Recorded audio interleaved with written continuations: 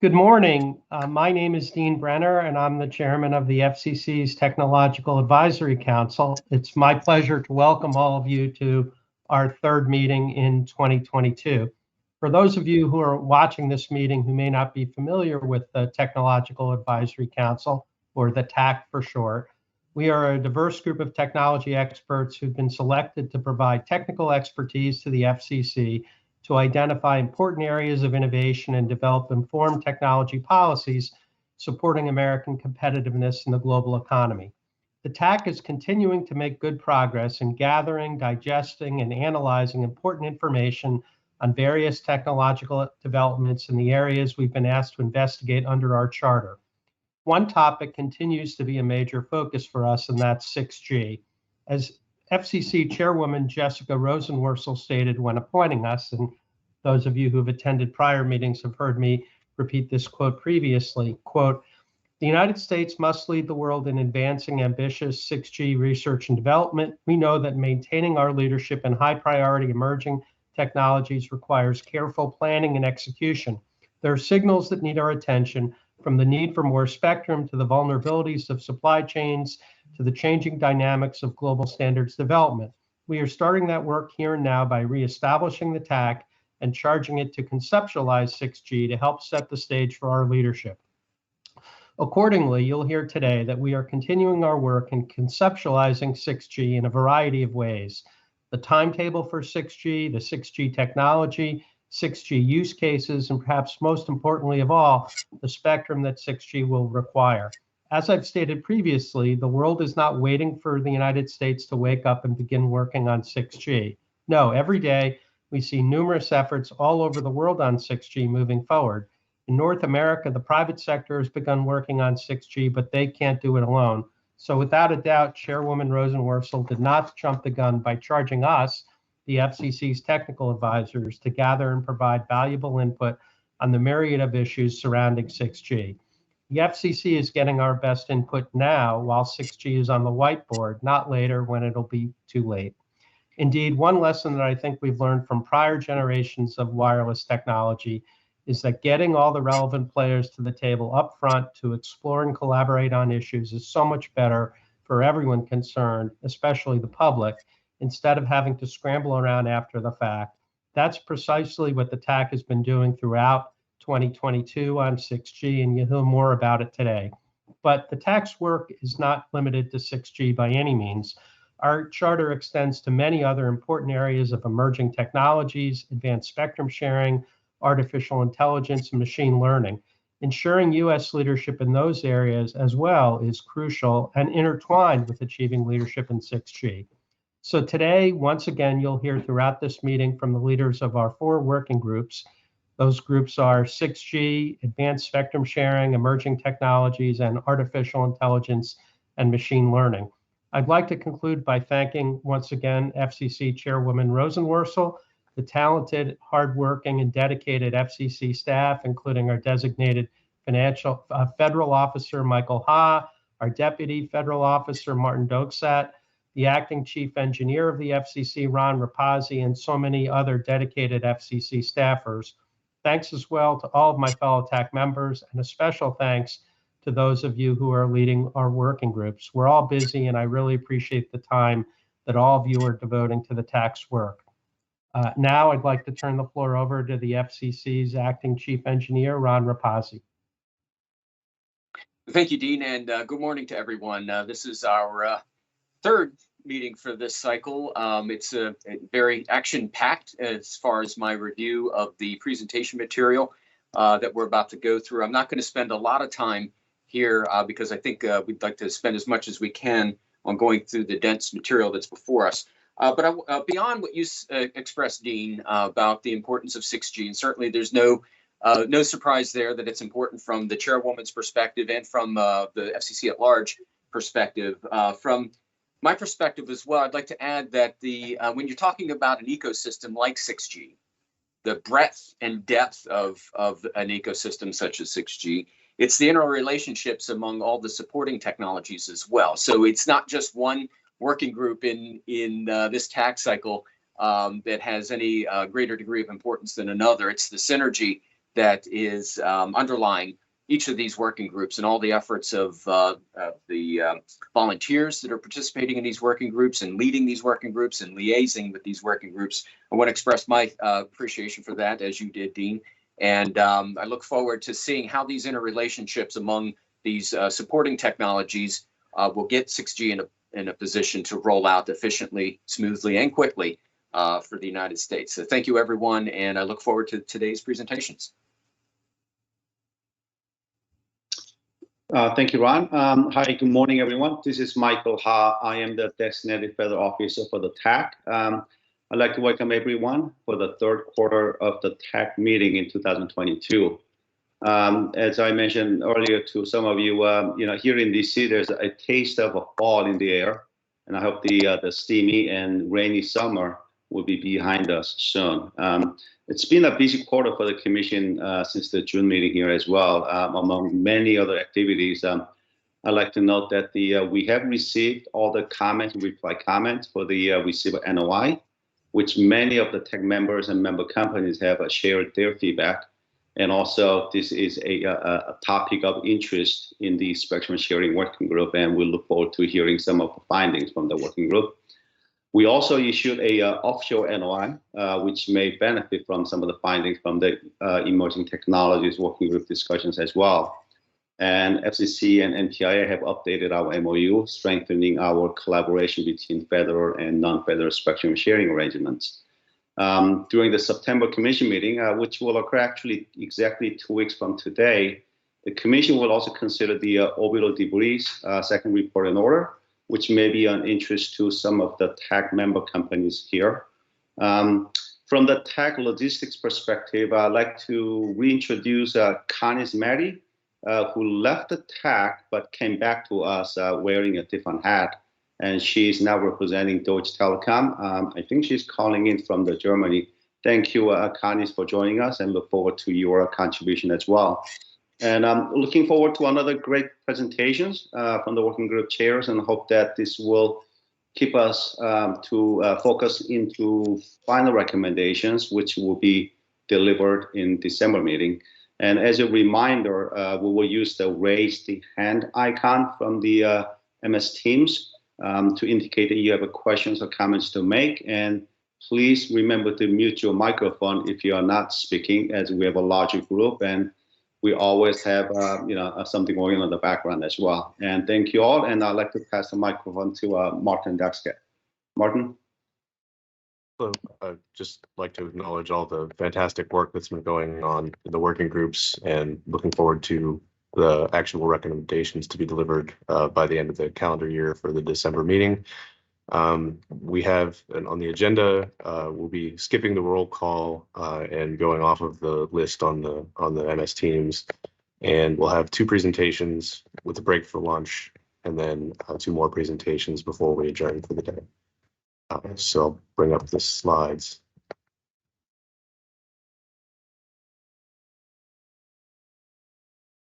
So first up, we have the Advanced Spectrum Sharing Working Group presentation. And Monisha, if you'd like to take it away. Yeah, thanks, Martin and Michael and Ron and Dean. So Dr. Monisha Ghosh and I co-chair the Advanced Spectrum Sharing Working Group, and we will be tag teaming on this set of slides presentations on what that group has been doing, concentrating on what we've been doing for the last quarter. So you can go on to the next slide, please, Martin.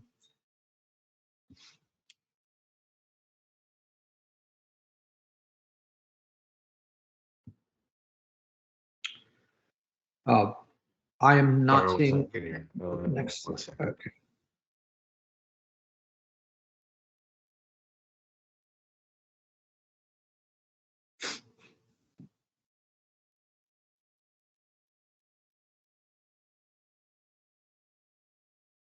Is that better?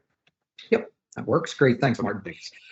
So here is a list of the participants that have been attending many or most or all of our Spectrum Sharing Working Group meetings. We have a wide representation from the TAC membership itself, as well as representatives from the FCC, Monisha and I also try to attend as many of the other working group meetings as we can. I think between the two of us, we have just about all of them covered. So, and then some of the co-chairs of the other groups also attend the spectrum sharing working group. So we have a lot of cross-fertilization of ideas and discussions. So the next slide, please, Martin. So one back, please. So what we're going to do today is we'll just go over our charter just to remind people of what the Spectrum Sharing Working Group is supposed to be doing. We are going to give sort of detailed topic area updates on 2 out of 5 of our areas where the most progress has been done in the last quarter. In the midst of this, we'll discuss who our speakers have been in the time, because we draw a lot on outside expertise, and so we invite speakers, as do the other working groups, to give us some technical details that we may not have the expertise within the group itself. And then we'll talk about the 2 work products that we've made progress on in the last quarter. So next slide, please, Martin.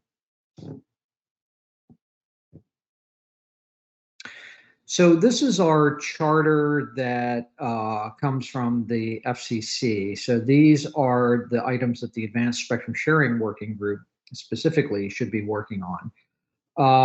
The first bullet item there is several sharing mechanisms have been deployed to enable sharing between federal and non-federal users, licensed and unlicensed users, or among licensed users. What are the long-term goals of these approaches? How can artificial intelligence and machine learning and sensing-based cognitive radio techniques enhance the effectiveness of the sharing mechanisms and optimize network performance? So these are one of the key areas that we're working with. What steps can be taken to better facilitate spectrum repurposing efforts? How can potential intraband and interband issues be identified and addressed early in the process? How can incumbent services be better informed about the nature of adjacent or nearby spectrum environments? And how can users be encouraged to take steps needed to accommodate new spectrum uses in those environments?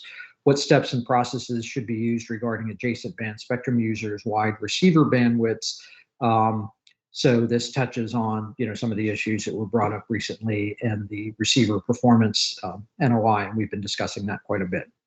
What state-of-the-art filter technologies can be utilized to mitigate potential harmful interference? How can advanced antenna systems help reduce both intersystem and intrasystem interference and enhance intrasystem performance? So that we're talking about MIMO, or advanced beamforming antennas.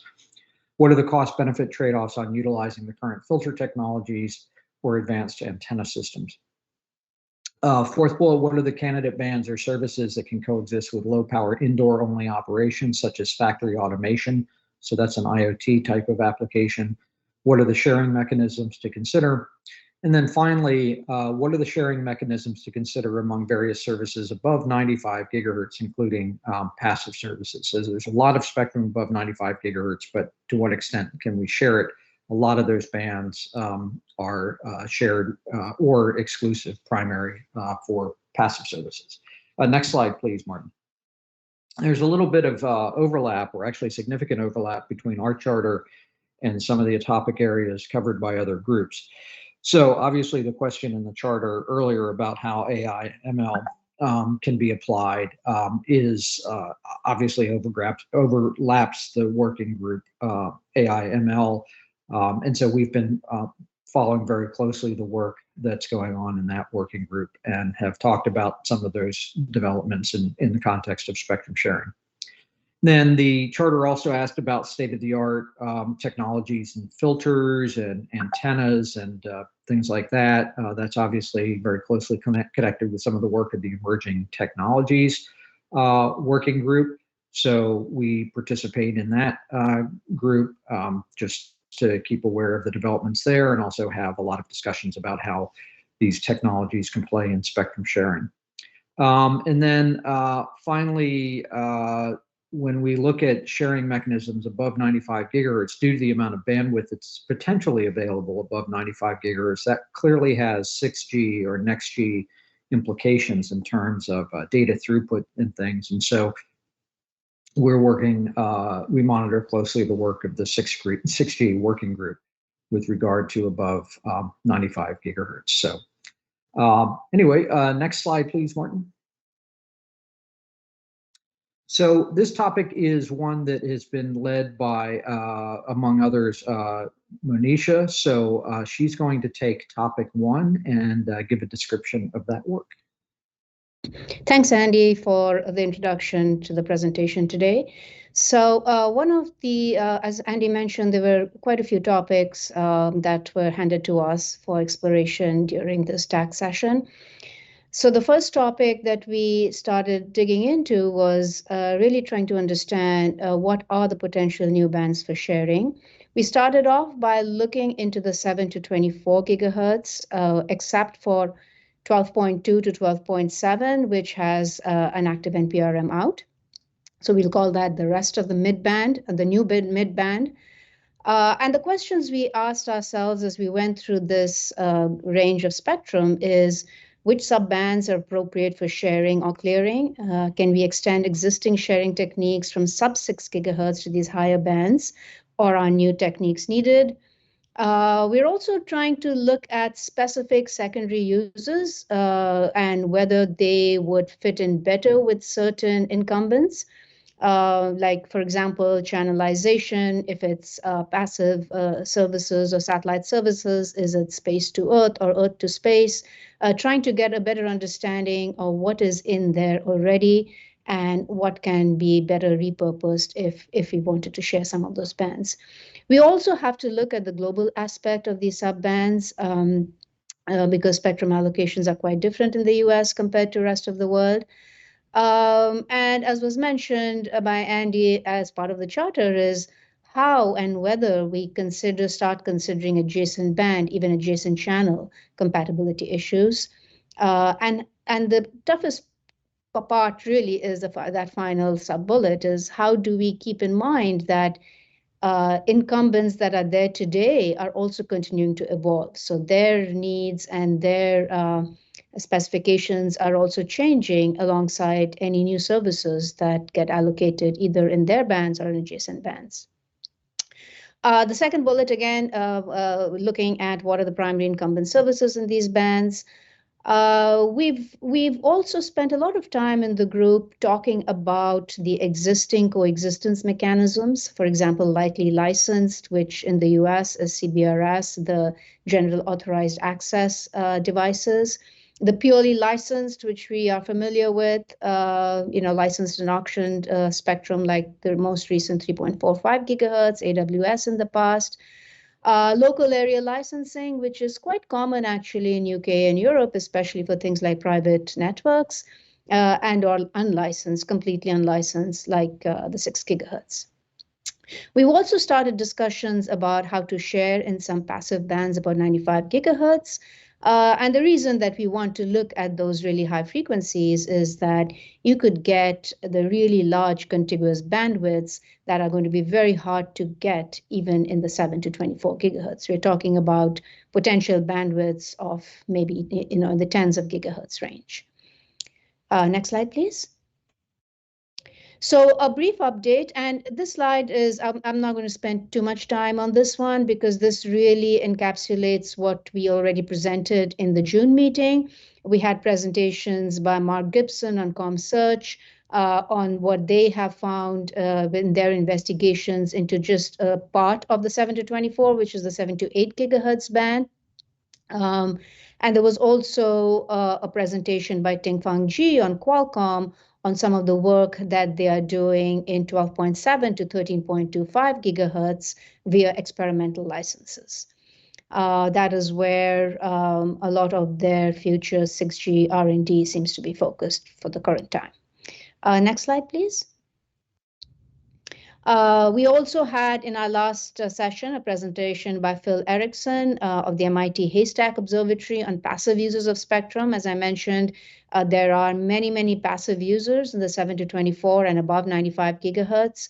And for us to try and understand what their needs are, one of the items that came out from those discussions was that their receivers are actually they don't have a receiver performance problem. If anything, it's the other way around. The receivers are very, very sensitive and are getting more sensitive as time goes on, as they're looking for more elusive signals from outer space. And so their susceptibility to interference is a very, very different concern than what we consider when we're talking about two commercial systems coexisting. So in the current update, what I'm going to be talking about in the next few slides is we've just started. This is not a final product, but we've started creating a catalog of federal and commercial allocations in 7 to 24 gigahertz. Amit Mukhopadhyay of Nokia has been very instrumental in digging out a lot of this information. And we've come up again with a very preliminary list of potential bands for new allocations, which take into consideration what's already in some of these bands and some of the performance constraints that we would likely have to meet. And then I'll talk about just a summary of what some are the current users and what are some of the uncertainties of spectrum above 95 gigahertz. Next slide, please. So we broke up the 7 to 24 into 4 sections. The first one we have started looking at is 7.125 to 8.5 gigahertz federal allocation. In all of these charts, what we're showing are the service allocations. That is not necessarily indicative of actual use, especially when you look at where some of these systems may be used in time and geography and bandwidth. There are many, many footnotes for each of these bands in the FCC allocation table. Some of them have been captured, but not all. Our final work product that we hope to deliver by the end of the year will have a much more detailed description of what is in those bands. So as you can see over here, the fixed satellite and mobile satellite are the largest current allocations, and these will pose the biggest challenge for shared use, especially if you're trying to share with high-power terrestrial and mobile networks. Approximately 20% of the fixed used is by DoD, and some of the satellite allocations also include DoD operations, and this came out of the CommScope presentation that I referenced earlier. Other allocations may be more amenable to sharing because they may not be ubiquitous. That is, they're not being used everywhere all the time. And for some of this, we would need more information from some other agencies. And some applications may need protection from 6G or other high-power terrestrial mobile deployments. I also want to make clear that while, of course, 6G is front and center, 6G is not necessarily the only wireless system that needs spectrum going as we look into the future. And especially the architecture of high-power terrestrial mobile is not true for many other applications. And so we are keeping in mind sharing in general, how could a band be shared, and then trying to see if that fits 6G or not. Next slide, please. The next band we looked at is 8.5 to 13.75, the federal allocations. And again, the same caveats apply to this. We still have to compile all the footnotes. In this part of the spectrum, radio location is the single largest allocation. The orange parts are the non-federal primary, and so there is about 10.7 to 2,500 megahertz in this range that is allocated for non-federal use. A lot of that is satellite. And as I mentioned before, there's already a part over there which is being considered for sharing, which is 12.2 to 12.7. And there are a lot of experimental licenses that have already been granted for people to test out new spectrum in 12.7 to 13.25. But we have to keep in mind that even if we're looking at 12.7 to 13.25, the band edge of that band may have effects on the services that are allocated upwards of 13.75. Next slide, please. The 13.75 to 17.1, again, there's radio location, space research, fixed and mobile are the largest allocations in this part of the spectrum. There is 200 megahertz and 14.2 to 14.4, which is not allocated for federal usage, but it's satellites, fixed and mobile. The 200 megahertz in 14 to 14.2 is allocated for space research, Earth to space, and at least most of the passive Earth sensing, passive satellites that are there are narrowband systems, and there's a link over there with the reference to where we can find out more information about what of these bands are using. One of the things that you may have noted in even the previous slides, as well as this one, is most of these bands already have multiple allocations. There are very, very few, and 14 to 14.2 is one of the smaller bands that has only a single primary federal allocation. And so the question is that when we try to look at these bands and try to see if any of these are amenable to sharing, you're looking at coexisting with not just one, but multiple different kinds of services, which provides quite a challenge. Next slide, please. And again, this is the final part of the band that we've started looking at, 17.1 to 24. Over here too, there is a small part, 17.7 to 17.8, which is 100 megahertz, which is not allocated for federal. And there is other spectrum, about 2.2 gigahertz of spectrum, 17.8 to 18.6 and 18.8 to 20.2, that may be practical if used for Earth stations rather than user devices. So we have to do a little bit more digging into these bands, try to find out more about what is actually being deployed, move past the allocation tables, and that's the effort we're engaged in right now. Next slide, please. So some very preliminary observations based on what we've done so far. The 7.25 to 8.4 is also the NATO band, which is commonly used in Europe. And as you also saw, is there are many, many allocations there already. It will be difficult to get support for global harmonization in that band. There are other bands that we have picked out, 2.5 gigahertz in 10.7 to 13.25, that may be suitable. There is about 200 megahertz in 14.2 to 14.4, and maybe another about 2.2 gigahertz bandwidth in 17 to 20.2. What we have out there is, again, a very, very preliminary list of bands that we think might be amenable to sharing, pending more investigations on systems that are actually deployed there.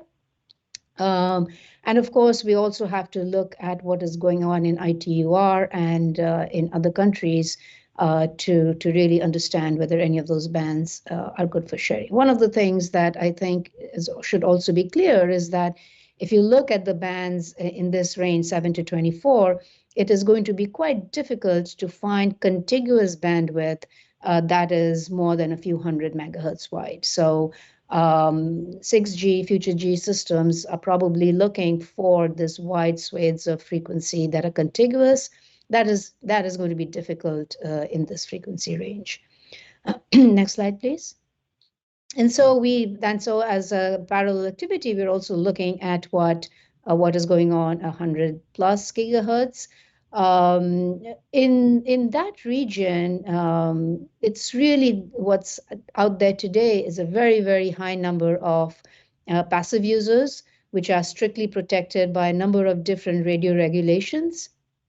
There are some databases of passive use. The Radio Astronomy Service and Earth Exploration Satellite Services do have their systems listed in databases.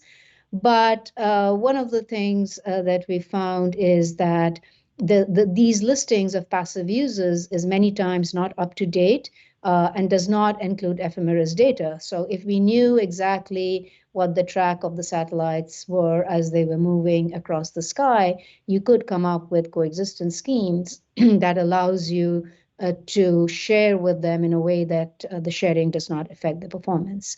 There are other information sources, the ITOR recommendation, we mentioned the OSCAR site before, but none of these are fully complete.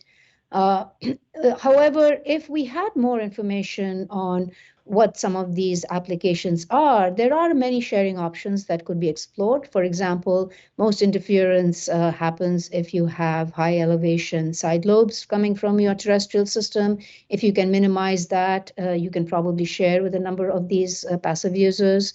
MIMO, massive MIMO have been used mostly today in 5G for improving the throughput of the terrestrial system. There are ways that you can use those same antenna arrays to produce nulls on these NGSOs as they pass over. But for that, to be able to do that, you need to know when they're passing over, so you know where to put the null. You can also take advantage of technologies like dynamic routing. So only use links which will not impact some of these current passive users. So all of these topics, we are still discussing them, listening to subject matter experts, inviting them to share their views, and we will continue doing this work. Next slide, please.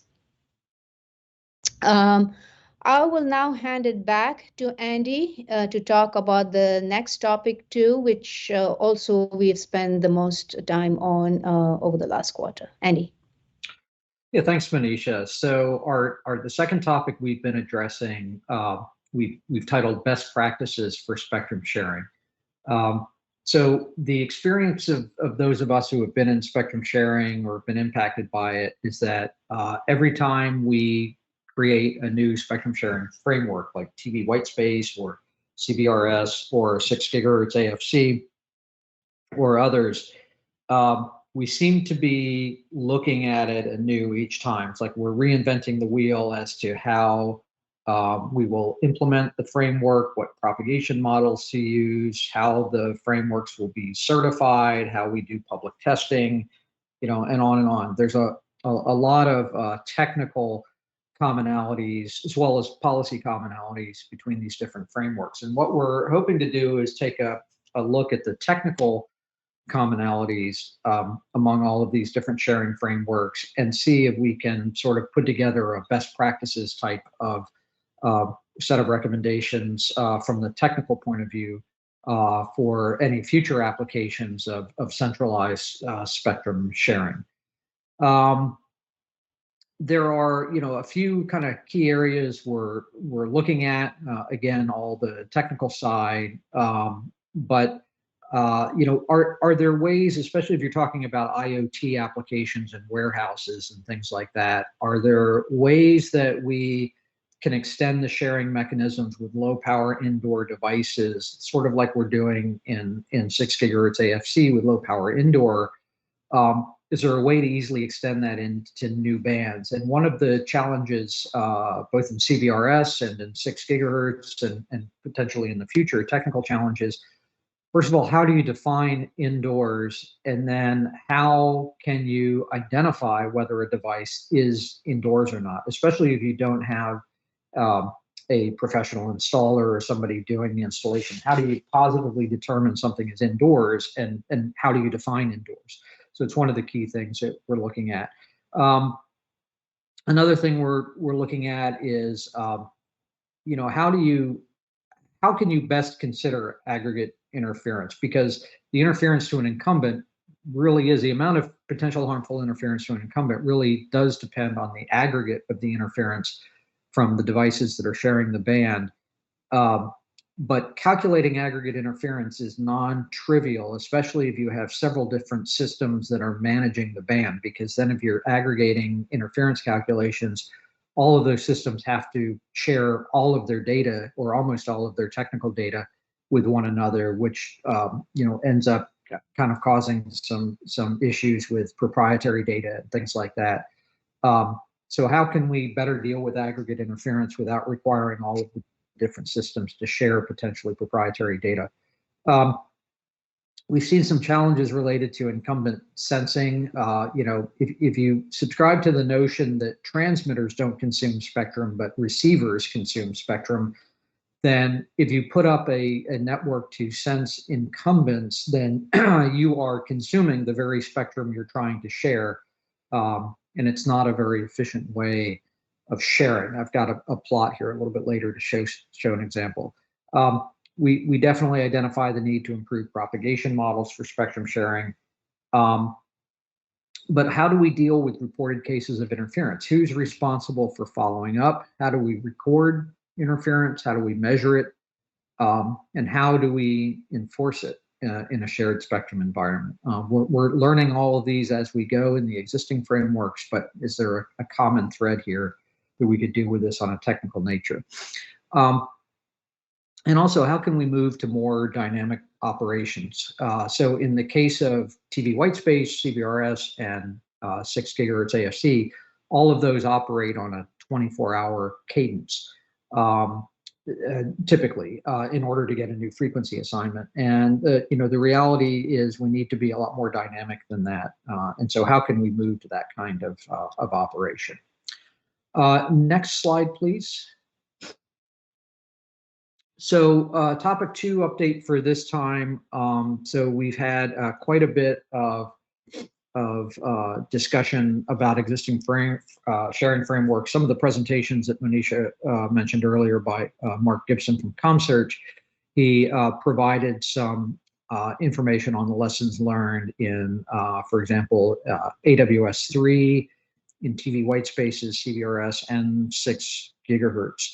I also provided some details of our experience in CBRS. Company I work for is one of the CBRS Spectrum Access System administrators, and we also are developing a 6 gigahertz AFC. So we've had a lot of experience with lessons learned there. And also, as I represent here on the TAC, the Wireless Innovation Forum, which created the standards for the CBRS band.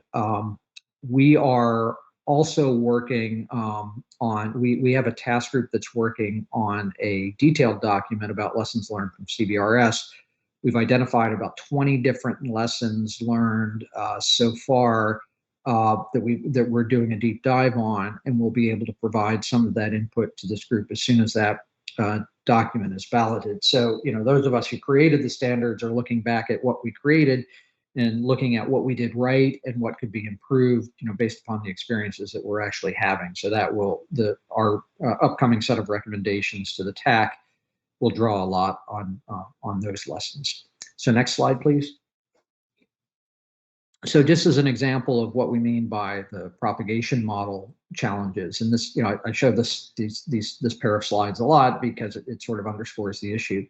But here is a Google Earth rendering of Lower Manhattan, or of Manhattan, and you notice that there's a lot of very tall buildings, and it's a very challenging radio propagation environment. If you're there on the tip of Lower Manhattan, and you're trying to get a radio signal up to Central Park or something, you have a lot of buildings to go through.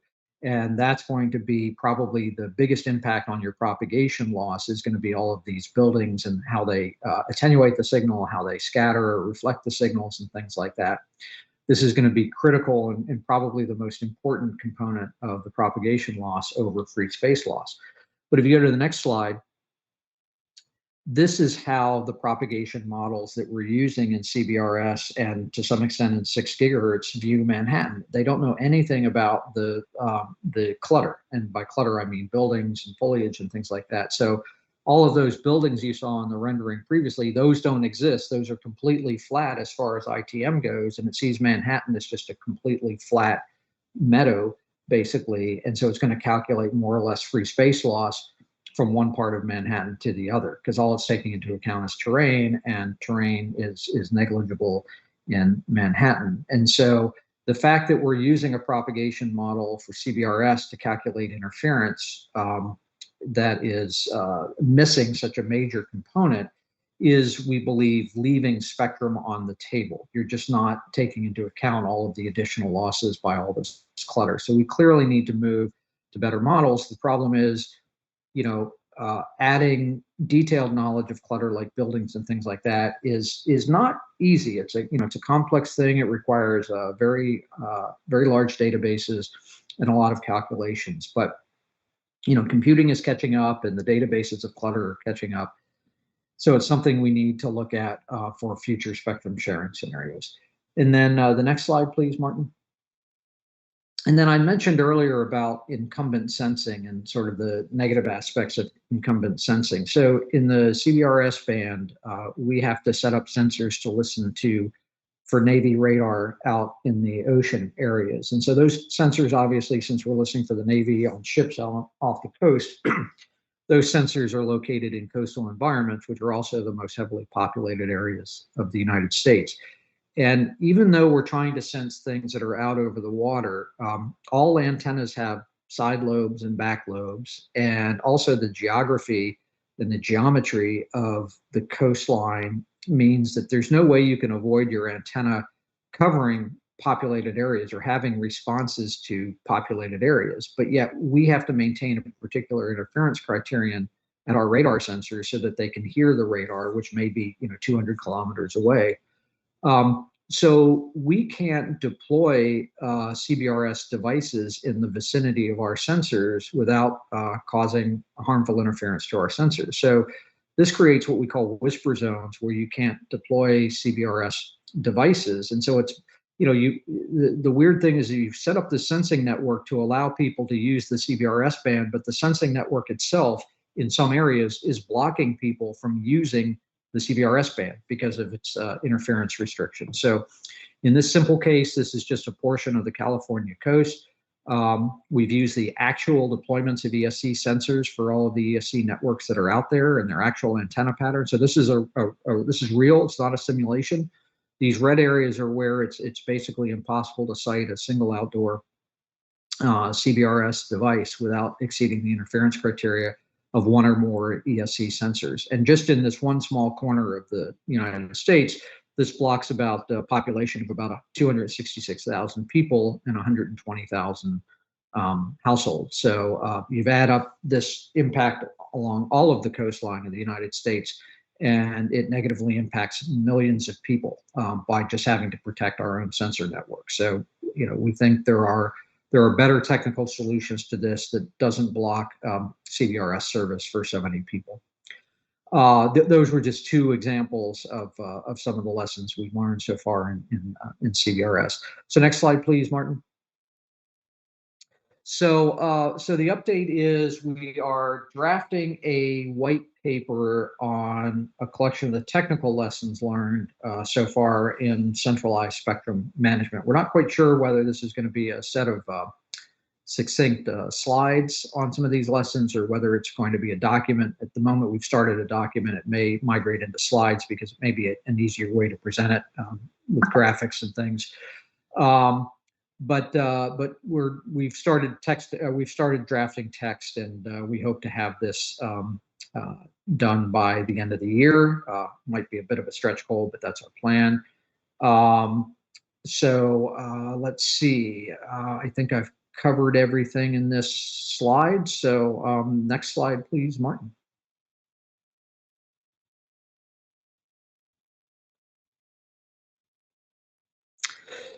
So our third area that we, the topic areas 1 and 2 is where we've done the most work this quarter. But we're also looking closely at not just the NOI on receiver standards, but we're looking back at past TAC work on receiver standards and recommendations made with respect to receiver standards and other technology advances. And we've had a lot of discussion on this. Dale Hatfield and his students provided an excellent summary of the comments that were filed and reply comments filed in the receiver performance NOI. And we've had detailed discussions on a lot of the topics with regard to the NOI, how receiver performance impacts shared spectrum, how you can utilize smart antenna technologies to improve performance and improve the rejection of harmful interference, how do filters play a role, and what are the limitations on filters, and the impact of ability to share spectrum.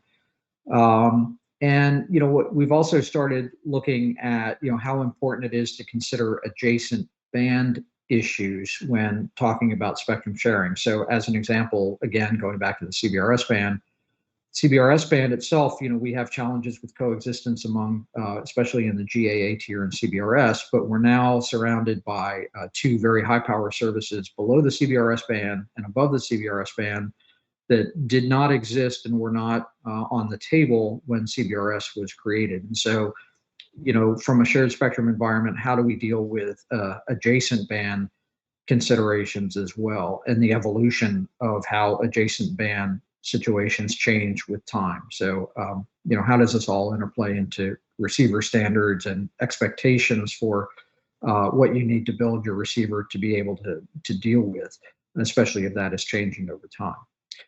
Next slide, please, Martin. So the first major bullet there is the update we gave at the last quarterly meeting in June, so I'm not going to repeat those. But as far as the update goes for this quarter, like I mentioned, we've had extensive discussion on comments. I always say that if you're at a nerd cocktail party and you want to start some lively conversation, start talking about receiver standards, and then you get people really talking. So we've not yet begun any recommendations yet drafted. We've just had a lot of discussion, and hopefully in the coming quarter, we'll focus that discussion towards a set of recommendations. Next slide, please, Martin. And then modeling of interference, this is really in a way wrapped up into topic 2, because we've learned a lot about modeling of interference from our lessons learned from the previous shared spectrum scenarios. And it's clear, there's a lot of recent examples that show that from recent spectrum disputes that we need a better model for understanding interference. There's a lot of competing filings saying harmful interference will definitely occur, and another filing saying there's no chance of any harmful interference occurring. And that's with two parties working with the same basic set of facts, but then using different propagation models and all sorts of things. So how do we improve the modeling of interference so that it becomes more realistic or more reliable, or at least such that we don't have competing sets of alternative facts addressing the same sharing scenario? So propagation models is very important in this. Avoiding worst case assumptions is also assuming, avoiding a series of worst case assumptions is very important, because that gets you very inefficient spectrum use, because your interference predictions are based on just, a series of worst case assumptions that statistically would be extremely unlikely to happen, but that's what you base your going in position on spectrum sharing. And to some extent we did that in CBRS, and we think we're leaving spectrum on the table because of that. And how do you use feedback from real world experience to adapt your interference modeling? So if you go in with a set of assumptions and interference from the secondary user never occurs to the primary, perhaps you've been too conservative, and can you go back and adjust your interference modeling to provide more spectrum availability? Or alternatively, if you've got a set of predictions of interference that say that you should not interfere with the incumbent more than X% of the time, and X% is exceeded in reality, clearly some feedback needs to be invoked so that you reduce, that you go back and look at some of the assumptions so that you reduce the fraction of time you're interfering with the incumbent. So we need to be able to use the data that are generated in spectrum sharing scenarios and use that as a feedback loop to better improve the interference modeling. And also, how do we leverage test beds that have been adapted in academia? How do we, do we need to take a second look at some of the industry accepted interference models and see if they can provide more accurate simulations? How do we do lab testing? And how do we get all stakeholders to the table and do this in advance so we can all agree before as shared spectrum band goes into operation. So next slide, please, Martin. So topic 4 update, we've not made any specific recommendations yet, but as mentioned, that a lot of that is rolled into the lessons learned from the previous spectrum sharing thing. So whether we do a separate set of recommendations or not, we don't know right now, but we do know that the lessons learned will have a lot to say about interference modeling and how it can be improved for future shared spectrum scenarios.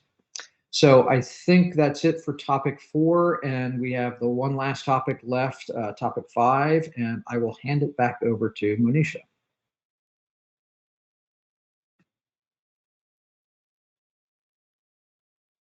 Monisha, I think you're muted. Yes, there's always one time that this happens in any online meeting. So the final topic that we had for discussion in this group is the economic incentives of shared spectrum. And some of the questions that we wanted to ask is the impacts to legacy systems. For example, is it more economic to just pay for legacy systems to upgrade? Is this viable in all cases, some cases?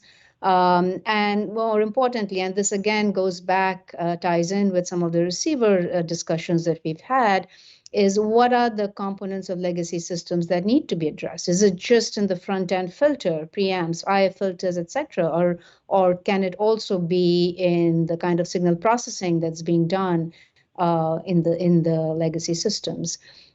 Impacts to incumbents, if you put in a new entrant into a spectrum that is already being used, does that mean that the operational, the concept of operations of the ConOps needs to change for incumbents? That can be a heavy lift depending on who your incumbent is. And we also wanted to look at what the impacts to the new entrants is. If you make the barrier to entry into any shared spectrum too high, are you going to see enough people or enough industries or applications want to come into that shared spectrum regime? Next slide, please. Again, we've had discussions on these in a few of our meetings. We had a presentation by Tom Hazlitt on the economics of spectrum sharing. We have not developed any recommendations or done any significant new activity during this quarter. As mentioned before, we focused more on the topic 1s and topic 2 that we outlined. And given the lack of time towards the end of the year, we are not decided as to whether we will have recommendations coming out of this topic. Next slide, please. And so this is just a list of all the speakers that we've had. These have been mentioned in previous slides, so I won't go through them in detail. I think the one that wasn't called out before was Bob Baxley, Xylenium, who presented on dynamic spectrum sharing and the techniques that they developed. They were the winners of the DARPA Spectrum Collaboration Challenge that was held a couple of years ago. And this kind of also ties into some of the new technologies. We are still pretty much talking in all of these different spectrum regimes about databases and or sensing, which are mostly static. Maybe there is some dynamism in when the databases react to sensing results, but moving into the holy grail of cognitive radios that are truly dynamically sharing spectrum is something I think we need to investigate a little bit more. And all of the other presentations have been mentioned. We will continue to have subject matter experts come into our groups. Next slide, please. And as Andy mentioned before, we are looking for two real work products. One is based on the deep dive examination that I mentioned for topic 1, trying to complete what we've started doing there. come up with better justifications for some of the bands that we've identified as potential low-hanging fruit. And we are going to look at, when we look at a particular band, we will look at all of the other topic areas that we've talked about is, technology enablers, what's already out there. 7 to 24 is nice because from a technology point of view, devices, antennas, and other components are easier than if you're looking at above 95 gigahertz. So that will be one work product, and the other work product, which I guess is not on the slide, but is the report that Andy mentioned on lessons learned from past spectrum sharing. Next slide, please. Yeah, okay, so that was the last slide. Thank you for your attention. And if there are any questions, Andy and I are happy to take them.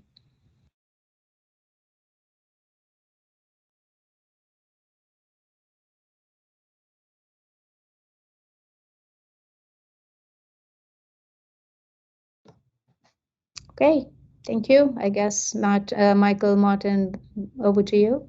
Oh, hands up from Dean.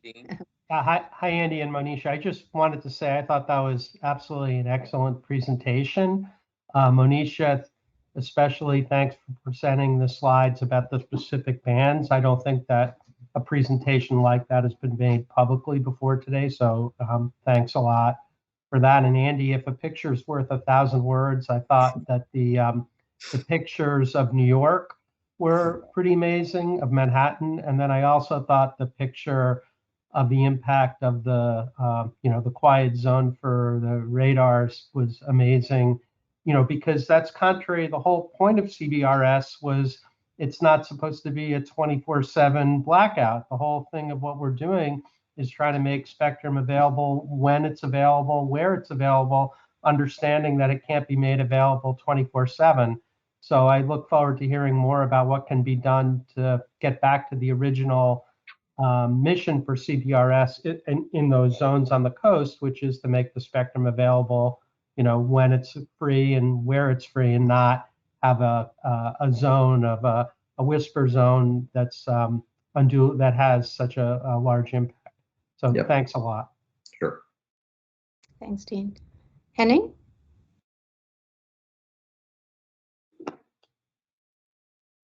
I think you're muted, Henning. Yes, I'm repeating your following everybody's example. Thank you. One kind of question that struck me as you were discussing is just the difficulty of establishing ground truth in terms of, you mentioned it several times, namely, we don't really know what these systems are doing, where they are geographically, do they even still operate, all of these very basic stuff. It seems relying on a volunteer FCC working group to establish that ground truth, as much as I appreciate that you're all doing that, and when you're obviously doing great public service there, seems unsustainable, just as it seems unsustainable, as you mentioned in another context, to rely on a kind of the semi-volunteer efforts in like NSF test beds to discover interference in that. So my basic notion is, if you want something, you need to have on a sustained basis.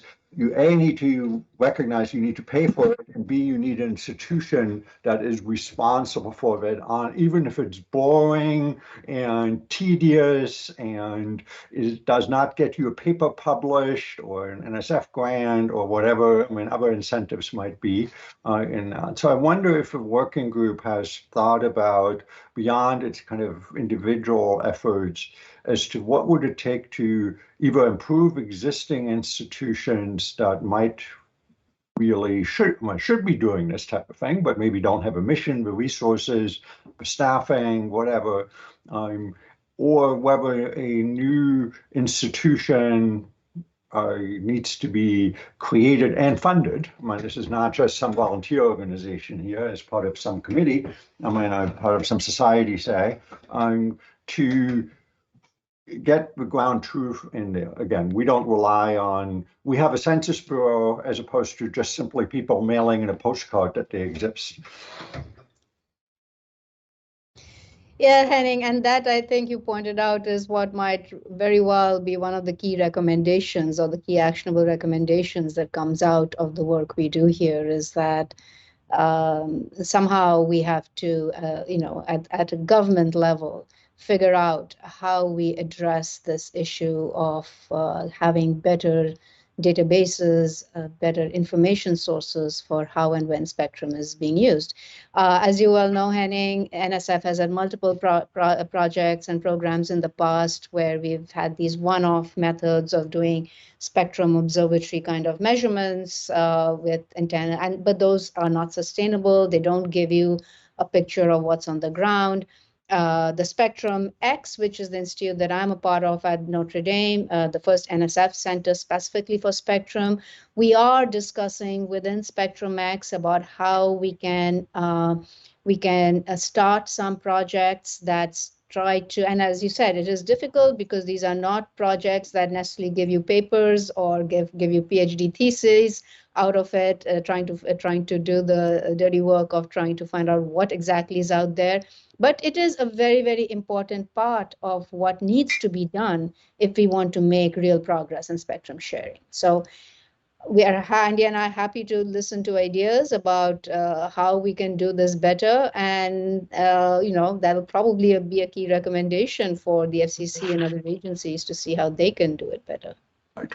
Well, and the question is also goes to the economic incentives, namely, as to whether the obligations for people who want protection are such that you can't just wait to be, it can't just be, I complain when I'm being interfered with and I've never spoken up before type of deal in that, because my suspicion also is that currently for people who have spectrum but are no longer using it, there's exactly zero incentive to, and there's a negative incentive to let anybody know that, because nothing good to you from your sort of parochial perspective happens. And so I wonder if the committee can also, the group can also look at how can you incentivize the ones that know, namely the owner, kind of the current holders of the spectrum and ones that operated, to provide accurate, timely, and correct information, and as opposed to people having to go hunt for it at great expense and effort. I agree. Yep. There should be some kind of either use it or lose it or use it or share it kind of rule in place for spectrum that gets allocated. Particularly given it changes all the time. Yep. Yeah. Peter. Monisha, one of the things I noticed in this, and I'm sure everyone's well aware, as you move above 7 or 8 gigahertz, the availability of high performance filter technologies rapidly degrades. And while this isn't in-band spectrum sharing, I think one of the things that we need to look at very carefully is what kind of filter technologies will be available, especially in the 8 to 24 gigahertz range. And I would very much encourage one of the groups, the Spectrum Sharing Group or others, to investigate what options there will be, because this could have significant impact on how channels are allocated and what rules are in place around adjacent channel interference and other kinds of side lobe issues. I fully agree, Peter, and I think that is one of the things that funding agencies like NSF should also start thinking about, because so much of the research over the last few years has been either sub-6 or above 24. So today we don't have SDRs that operate in that band. So as an academic, if I want to even do something there, they're not easily available. So building up an ecosystem that starts recognizing that this is the new band that will probably be very, very important for next generation systems. What are all of the tools that we need to be able to start doing the early research in this band? Very important, yes. Yes, and I would include not only passive filters, which are my own expertise, but also digital filters and IF filters that would exist in for those types of receivers. Absolutely. And I think it's also equally important to look at transmit filters because a lot of times these are, out of band emissions that are impacting adjacent bands. And so you have to deal with that on the transmit side. 100% agree with you on that. Greg.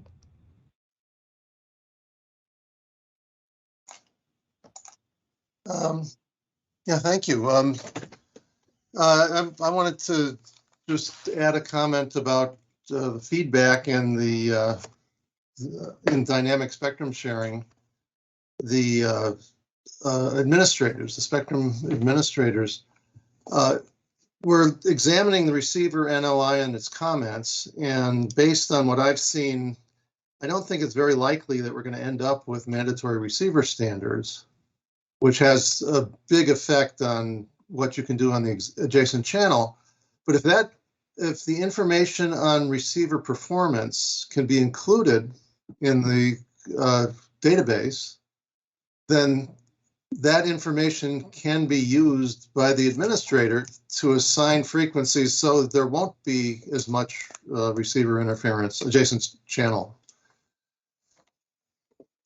Yeah, we actually, so with my Google hat on, early on in the CBRS proceeding before the rules were established, we actually advocated for distinguishing classes of devices, like a type A, type B, type C, or whatever, based upon filter performance. In this case, it was transmit filter because we were protecting adjacent band fixed satellite service. But we actually advocated for that, and that could then be taken into account by the spectrum access system when assigning spectrum as to how well your device performs. That ended up not getting adopted for a variety of reasons. You'd have to go back and look at the proceeding, but I still believe that that's actually a very useful implementation that different devices can provide actual or categories of actual receiver performance, and the spectrum access systems could give them more spectrum access or something in return. I think that's a great avenue to pursue.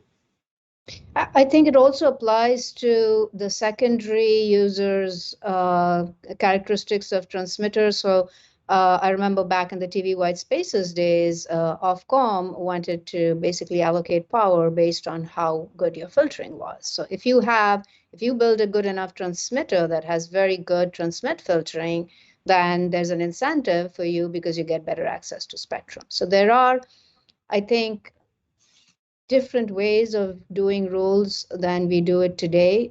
Of course, with every change of this type that you make, the rules become more complicated to not only implement, but also to enforce. And I think enforcement of such rules becomes an issue.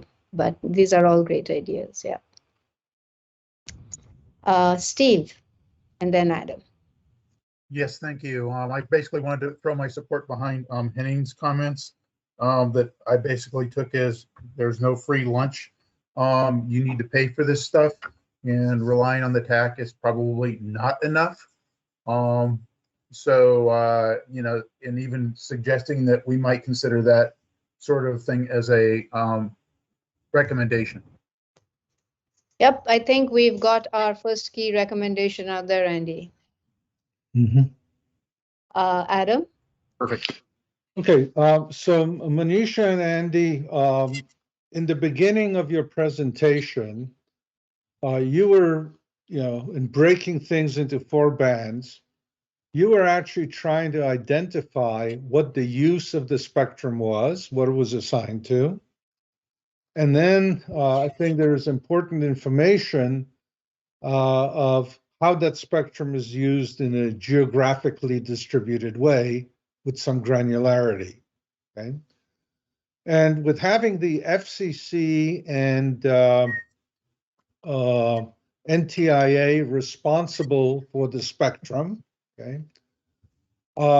What I was wondering is whether it is worthwhile to actually have a very strong recommendation that says that these 2 organizations should really provide the public with that map, okay, so people can make rational decisions as to what to invest in, where the opportunities are, the kind of information that actually makes marketplaces function. Okay, and right now, my own belief is this is a missing piece. Okay, so having once run an outfit in the white spaces, and in the end deciding to step away from it, one of the reasons was the lack of information, how hard it was to get one's hands on. Okay, because in the end, this is what drives people's willingness, I would say, to follow Henning's comment, no free lunch, okay? You have to have a basis for making decisions. So one comment I'd have about that is I think that on the non-federal side, the information is a lot more forthcoming. You can, in theory, go to FCC databases. They're not perfect, but at least you can get some idea of the extent of use of the band geographically, frequency-wise, and things like that. I think the biggest challenge is with the federal government. In a modern way, though, Andy. Yeah, absolutely. Yeah, they need to modernize to the extent they can. The federal government side is a mess. The federal government, at best, is their actual spectrum use information is for official use only, at best, and at worst, it's classified. And they are not forthcoming with that information. Partially understandable, but also partially perhaps we're at a point where the government needs to take a look at that policy and decide that the nation's interest in spectrum access may outweigh some of the for official use only status of some of the information for federal systems operating in that band. But it may be something they need to re-examine given the current value of spectrum. Yeah. So the point may be a little bit deeper than this, okay? When I look at the task for the AI ML working group, okay, it lives off data, okay? And while on the commercial side, yes, there is some stuff available, it is not available in a vetted enough way, clean enough way, okay, that would in fact drive a good marketplace.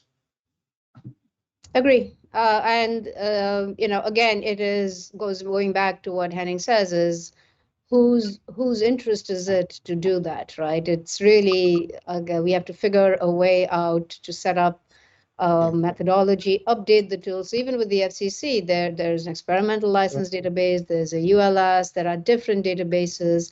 It is not easy to really figure out what's going on in any single spectrum band. And collecting all of that information in some kind of central repository with modern ways of adding new information, of search, all of that is definitely, is much needed. Look, I mean, in a way, when you look at spectrum sharing, you have in the commercial space that is licensed, areas that are fairly thin and fallow, I would say. And one of the things, again, in terms of the availability of information the right way, is even for the incumbents to have an incentive to share their spectrum at a level of actually allocating spectrum to others, as opposed to wholesaling stuff, okay, where somebody still has to make the investment in the underlying infrastructure. Okay, so I think it's a little bit deeper than as a set of issues. Yeah, we did get into some of those discussions in the sessions we had on the economic incentives of spectrum. So secondary leasing models, other ways of making sure that spectrum that is out there but is not being used can be repurposed better. That's the whole point. Yeah. That's the whole point. Okay, thank you.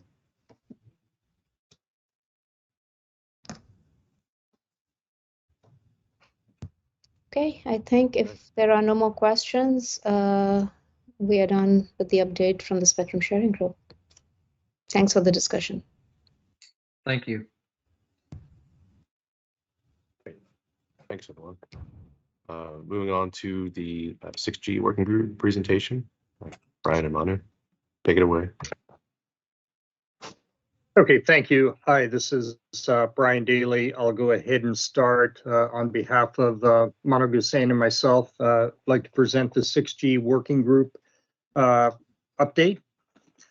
First off, I'd like to acknowledge and thank the FCC liaisons who are listed on the title slide here for their support of the working group. And without them, you know, we would find it difficult to operate. So let's move to the next slide, please.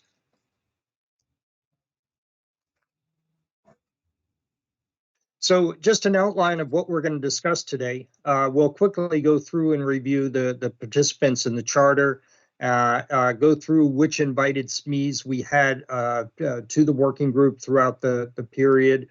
Also discuss the 6G standards roadmap and advisements that we have concluded from the standards roadmaps. Look at the 6G technology ecosystem and observations that we can make from that. And also start looking at the draft recommendations and advisements that the group is looking at, as well as some items that we are going to propose to carry over into 2023. Next slide, please.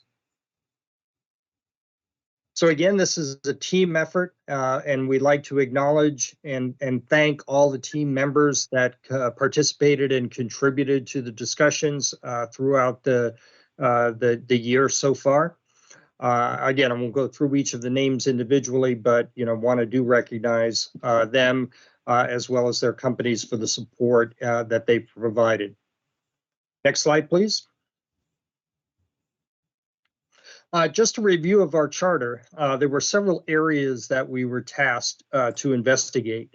The first was looking at the development and deployment of 6G technology, making recommendations on technology insights and new developments that would need the Commission's attention, as well as looking at the need for more spectrum and the vulnerabilities of the supply chain to the changing dynamics of global standards development.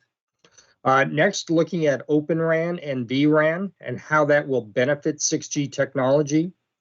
Looking to see if there's an adequate level of security in Open RAN and vRAN architecture, and what are the cost-benefit trade-offs to consider.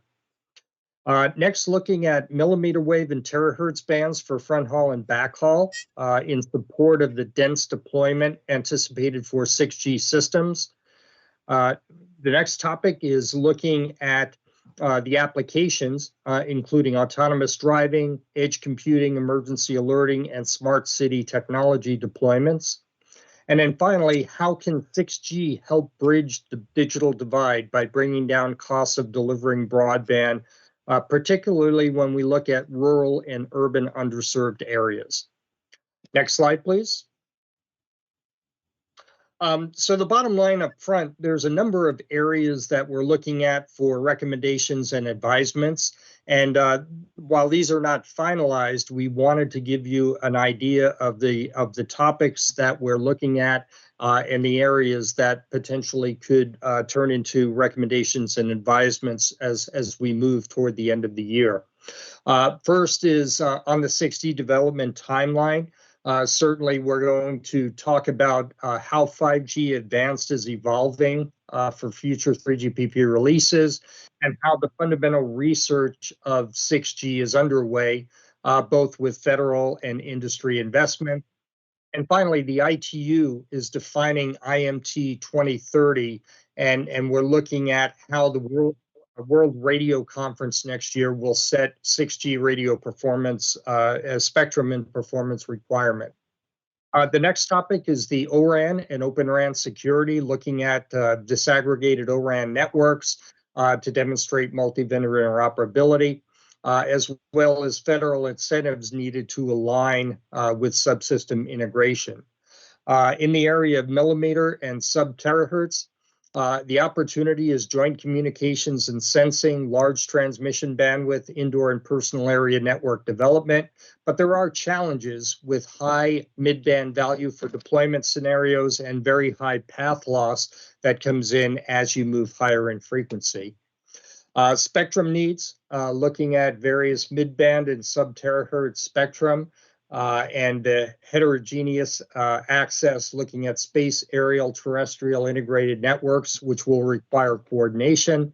And finally, on the 6G use cases and applications vertical, focusing on application-centric views with multi-sensory and immersive communication use cases, the emergence of key value metrics beyond those traditional metrics we see with 5G, and a focus on zero energy, sustainability, and inclusion and deployment economics.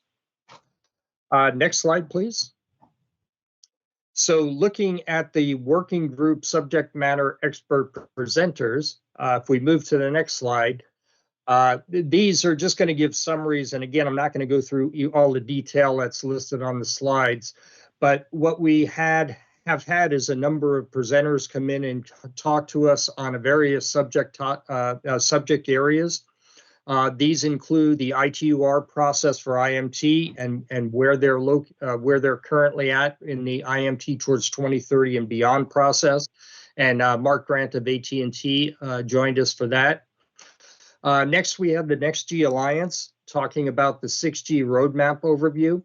Mike Naraki, Amity Ghosh, and Douglas Castor from the NextG Alliance came in and gave us an update on where the 6G roadmap is within the NextG Alliance.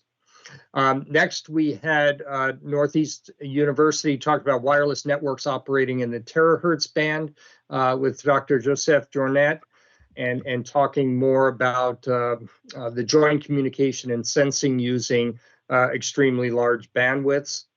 The next one listed is the O-RAN Alliance and 6G proposed capabilities. Scott Paretsky, Paul Smith, and Arda Ackman came in and gave us an overview of the 6G efforts that are beginning within the O-RAN Alliance. Next slide, please.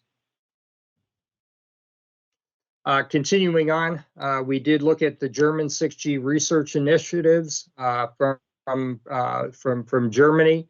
Intel came in and gave us an update on the 6G systems for ubiquitous computing.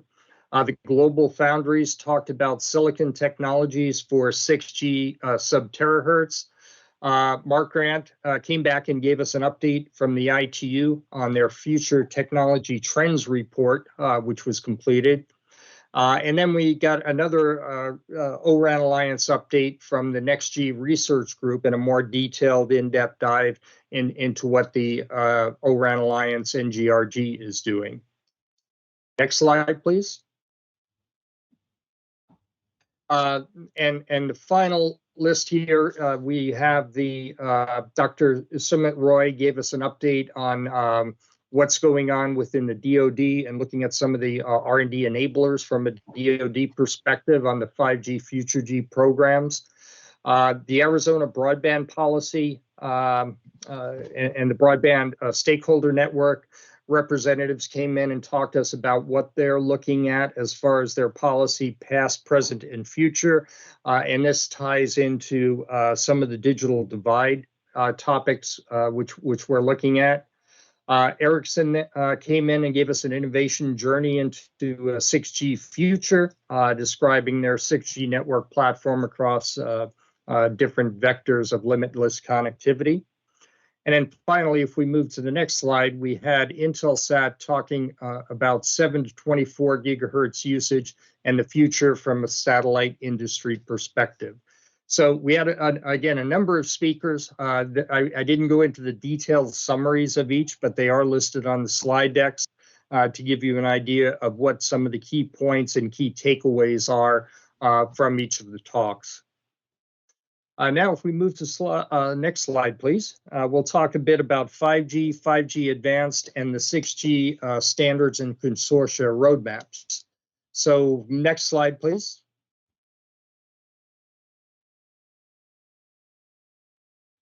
So the first area that we are looking at is how we're getting to the next international mobile telecommunications release out of the ITUR. And this is the process that's followed about every 10 years to give us another generation of mobile telecommunications. This is exactly the same process that was followed in the ITU for getting the IMT 2020, which is better known as 5G. And they are now working towards 2030 and beyond. As I mentioned earlier, Mark Grant came in and gave us an update on the report on new future technology trends, which was the first report in the series produced by the ITU. As you can see, over the course of the next several years, there'll be additional reports and recommendations that will be produced by the ITU, ending up in a technical performance requirements from the radio perspective for IMT 2030 and beyond. Those technical specification performance requirements will then feed into standards and specification development organizations such as 3GPP, who will develop specifications that will feed back into a technology proposal for IMT 2030 and go through the evaluation process to determine if they will become IMT 2030 specifications. So again, this is the same process that was followed for IMT 2020 or 5G. As you see, it lays out a plan that brings us to 2030 when the IMT 2030 specifications will be ratified by the ITUR. And we expect over the course of the next couple of years to see the recommendations and technical performance requirements for IMT 2030 to come out of the ITUR. If we move to the next slide, I mentioned 3GPP is being in the path from 5G to 6G, and on this timeline you can see where we are today. Release 17 has been complete as of this summer, and release 18 is well underway and will be complete, as you see, in the 2024 timeframe. We are also in the beginning phases of release 19. The stage 1 studies for release 19 have begun, and it's not clear at what point that will be complete. The timeline past the early stages hasn't been defined yet by 3GPP. Also noted on here is release 17 was the last 5G release of 3GPP. Release 18 and beyond, including release 19 as shown here, are what is known as 5G advanced. And this is a major evolution of the 5G system. And it's a branding that has been given by 3GPP to release 18 and beyond in order to recognize that there are major advances being done in those releases. Release 18 are going to include advances in the areas of artificial intelligence, extended reality, that will enable highly intelligent network solutions that are going to be able to support a wider variety of use cases. Release 19 is starting to look at some of the advanced services such as integrated sensing and communications, localized mobile metaverse services, service robots, and ambient-powered IoT. Now, one thing to note is that today's deployments that you see as 5G in today's deployments, they're based on release 15 and 16. Deployments typically take around 24 months after a 3GPP release is completed. So I mentioned release 17 was just completed this summer. That means deployments for release 17 you'll typically see 24 months after. So in the 2024 timeframe is when one would expect to see release 17. And then release 18, expected to be complete in 2024. So add 24 months to that, puts us into 2026 when you would anticipate to see release 18 deployments. Next slide, please. I won't cover too much on this, but release 17 is now complete. Again, the ITUR had a number of performance requirements on enhanced mobile broadband, ultra reliable low latency communications, and massive IoT. This release continued working on each of those cases and supported different features and capabilities in order to enhance and extend those. There were also public safety use cases that were brought in, as well as cross-domain, bringing in things such as AI/ML in the RAN, XR, integrated access and backhaul, as well as network and RAN slicing. Next slide, please. Release 18, as mentioned, will complete in 2024, and these are going to continue the evolution of the 3 areas of focus for 5G, that being the enhanced mobile broadband, URLLC, and massive IoT, but also bring in a number of additional use cases in the public safety area, in the cross-domain area with AI and ML, RAN enhancements, mobile integrated access and backhaul, MIMO evolution for the downlink and uplink, continued evolution of the network slicing and edge computing, as well as non-terrestrial networks and support for AI and ML-based services. Next slide, please. And release 19, again, being early in the study phases, has a number of topics that they're looking at, including integrated sensing and communications, network sharing aspects, localized mobile metaverse services, continued looking at satellite access, network of service robots with ambient intelligence, future railway mobile communication system evolution, AI/ML, looking at how to add value to roaming, as well as energy efficiency, and continue with unmanned aerial vehicles. Next slide, please.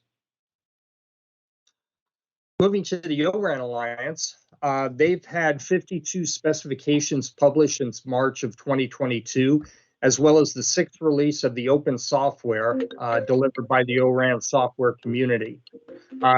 They've also started awarding certificates based on the O-RAN certification and badging program. And these certificates state that equipment or function is conformant to O-RAN specifications, and the O-RAN badges confirm interoperability or end-to-end functionality of an O-RAN solution. So as part of the testing efforts under the O-RAN Alliance, they'll start awarding these certificates and badges for those implementations that are conformant to the O-RAN solutions. A new working group 11 has been created under the O-RAN Alliance to focus on security, and this will bring in security experts from the O-RAN ecosystem to do a systematic threat analysis on different components of the O-RAN architecture. And security is becoming an integral part of the individual interface or functional specifications being developed by the O-RAN Alliance. And there is a security testing specification being developed for proper verification. The O-RAN Alliance is also bringing its specifications to ETSI as part of the publicly available specification process. The first specifications, the front haul control, user, and synchronization plane specification, were submitted earlier this year for adoption by the ETSI Technical Mobile Standards Group to become publicly available specifications. And actually, just today, there was an announcement that they had completed the pass process, and those specifications are now available through ETSI. And finally, as I mentioned, the NextG Alliance the O-RAN Alliance has formed the Next Generations Research Group of the NGRG to look at the evolution of Open RAN as we move towards 6G. Next slide, please. And to go a little bit deeper into the next NGRG, there are a number of research streams that the NGRG is looking at. Of course, you need to understand what the use cases are and do a standards gap analysis to make sure that the specifications developed under O-RAN can support those use cases. Looking at the architecture and how the architecture will evolve towards a 6G Open RAN, and look at extremely disaggregated RAN. as we look at the future, the role of the future RAN. Also, the intelligent controllers, how are these going to evolve to 6G? And how does AI and ML look as we evolve the 6G RIC? Looking at core edge harmonization and what is the trend for core and edge harmonization, and what architectures to support new features in the air interface. On the management side, looking at zero-touch management and orchestration, and how can we look at some of the gaps that exist today to where we want to get with zero trust. Security, obviously looking at native security, privacy, and trust. AI and ML, both native and cross-domain AI. Looking at softwareization and cloudification, what are the key problems in O-RAN cloudification? What are the sharing paradigms with spectrum sharing and infrastructure sharing that need to be looked at? What network exposure and cross-domain integration trends are, and how will the network migrate from 5G Advanced to a 6G Open RAN? And then finally, on sustainability, looking at a carbon neutral O-RAN. If we go to the next slide, we can see how these research streams have been prioritized and where they fit in a timeline. You can see the first phase looking at the requirements, architecture, AI, ML, security, and research platforms are slated to be worked between now and the 2023 or early 23 timeline. Then moving into the second phase, which will bring in the management, cross-domain, and sustainability topics to be complete later in 23. And then further work moves out into the 2024 and 2025 timelines. So with that, let me pass it over to Manu to talk about some of the working group observations. Sure. Thanks, Brian. So Martin, next slide, please. Next slide. Thank you. So yeah, so we're basically, this is kind of shining a light and seeing what's happening in both the global community, as well as then we do a narrow focus on the US side. So globally, what we've seen, and we brought in a bunch of the subject matter experts, is primarily the US position primarily consolidated around Working Party 5D and the reports. So we've heard a lot about that, but the point is that this is the formative stages of providing the technology trends and all the different requirements and discussed and debated before they're ratified. Obviously, the ATIS Next Year Alliance continues to be a leader in coalescing both academia, government, and industry and producing some amazing work products and reports that we've been looking at. But it's obviously not very insular. We're looking at what's happening in different regions all over the world in terms of the 6G programs and the associated fundamental and applied research activities that are taking place. So the main takeaway on this slide is 6G plannings are underway.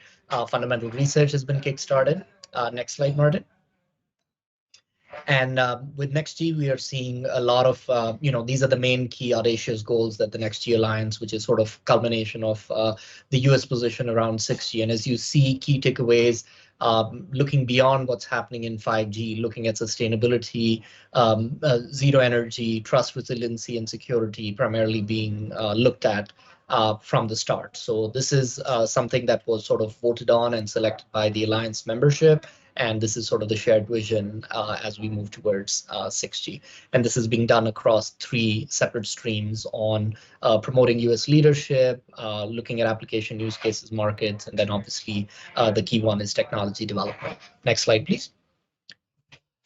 And this, again, continues to what are sort of the goals as we drive towards IMT 2030. And this is sort of the methodology that the Alliance has come up with. That's on the left-hand side. And then on the right-hand side is looking at what are the key sort of, make or break advancements that we will be looking at. And the key ones I'd want to highlight is around native AI and the design around sustainability and digital inclusion, as well as ethical AI, as it sort of immerses itself into the network all the way from the RAN into the edge and to the core.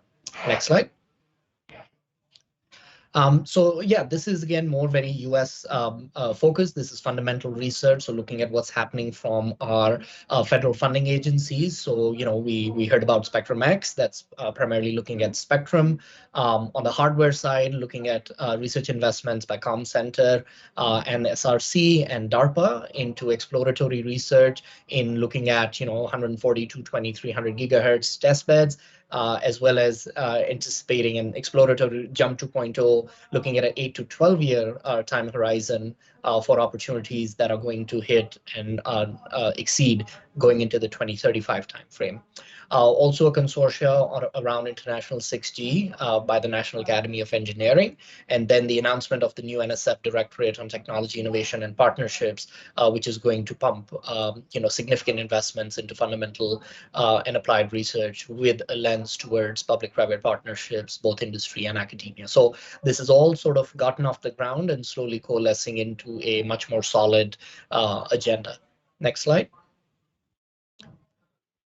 Of course, we all sort of heard about the passage of the CHIPS and Science Act, including dedicated funding for advanced communication technologies, semiconductors, but also open radio access network grant programs tasked under Department of Commerce and NTIA.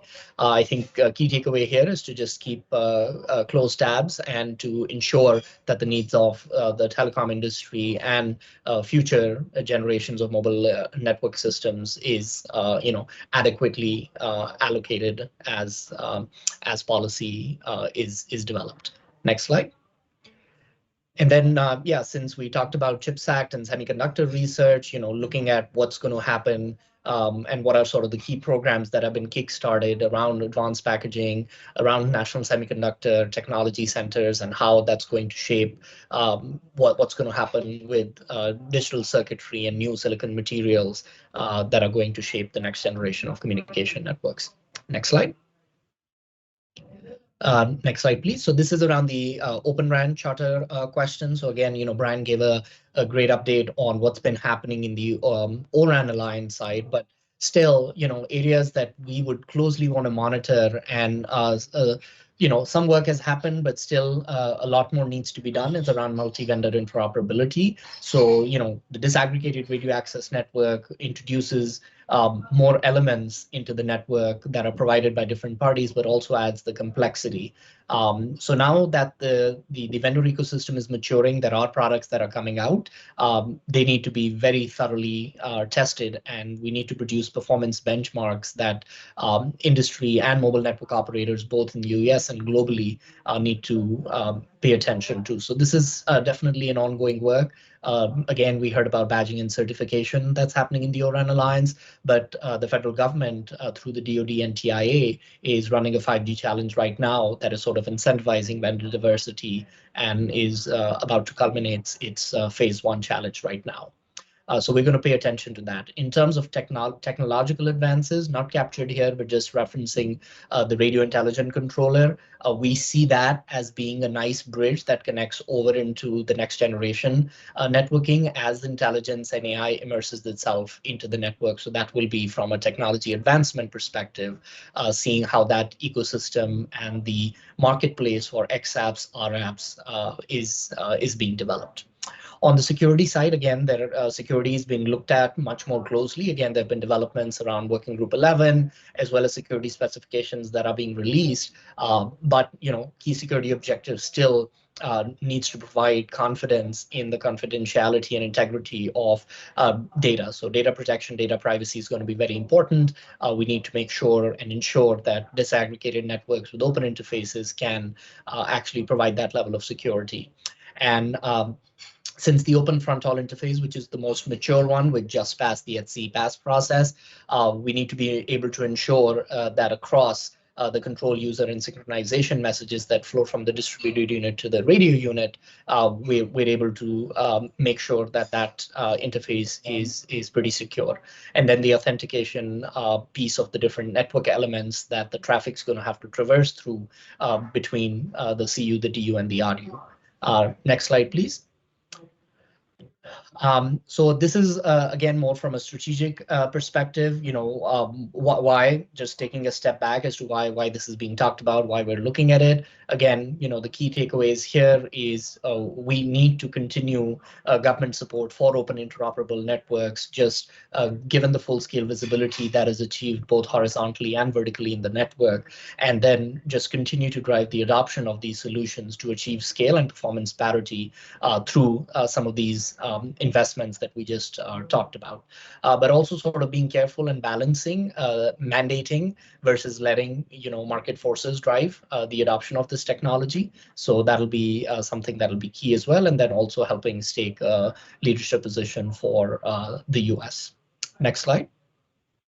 So switching focus to millimeter wave and sub-terahertz, around opportunities and challenges, I don't want to sort of harp on the opportunities they were already covered. The key thing I do want to, however, point out is the need. So, a lot of different fundamentally new hardware systems are going to need to be realized to meet the opportunities that are presented by the sub-terahertz and true terahertz technologies, which is looking at ultra-directional antenna systems, digital filtering, broadband analog front ends, because now we're talking about instantaneous bandwidth in the order of hundreds of gigabits, and then ultra high speed digital backends to connect the entire system from the RF digital front end to baseband processing all the way up the networking stack. And around recommendations, again, these are technical areas still, but looking at really directionality, specifically as it relates to spectrum policy, and also looking at the notion of intelligent surfaces and them being passive versus active. So reflective arrays and meta surfaces, and as that field sort of matures technologically, what are the policy implications going to be? Last one, just want to point out from the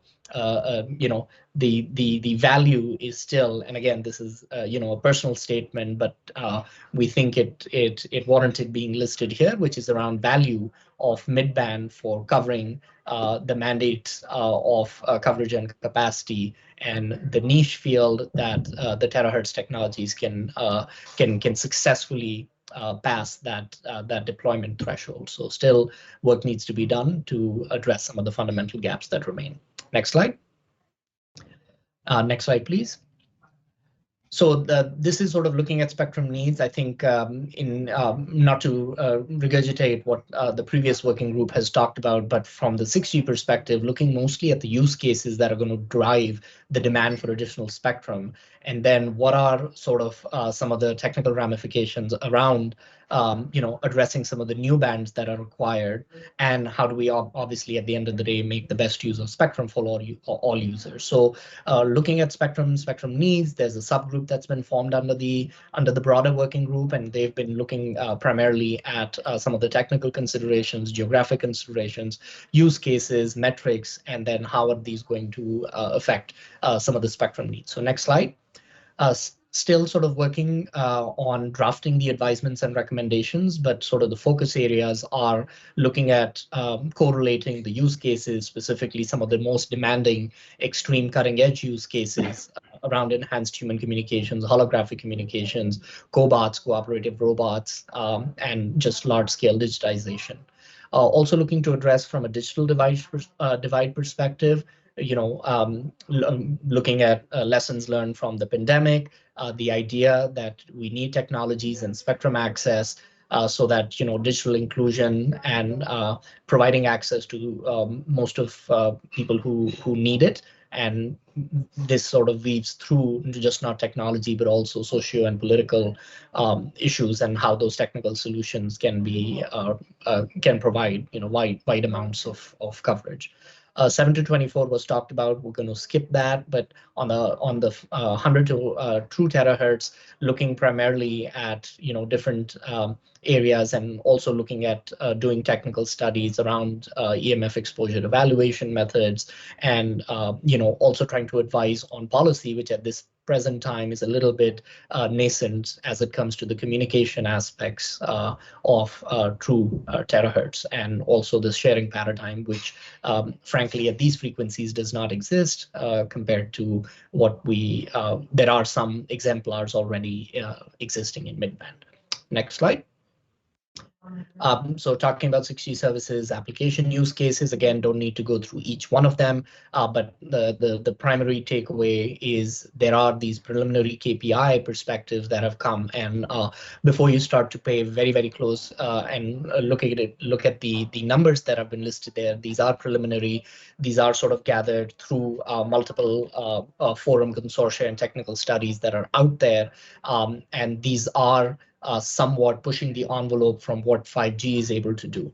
So some of these use cases you've also seen in 5G, but the perspective of 6G is to actually push the envelope of what capabilities are being added, and hence the translation into the metrics that you see around latency, number of different streams or number of users served, and the throughput per stream. So it's a little bit different and a little more nuanced than it may seem on the face of it.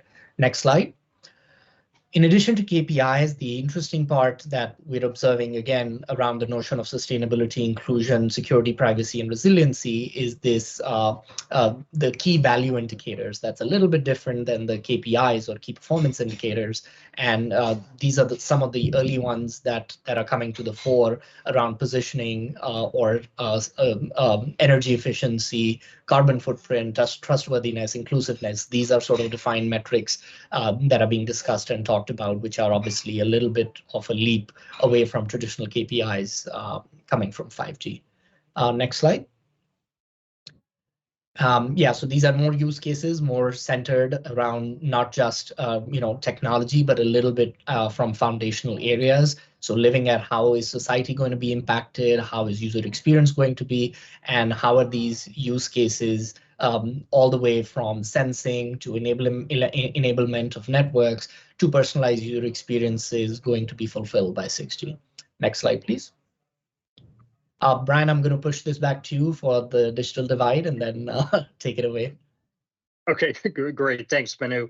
So as the final area in our charter that we were asked to look at was the digital divide, and looking specifically at how 6G may help close the gap that we have with digital divide. And as mentioned, the pandemic has really brought about a new normal that has required unprecedented demand for digital access. This has been noted in a number of projects that are ongoing, as well as papers coming out of the 6G flagship project over in Europe.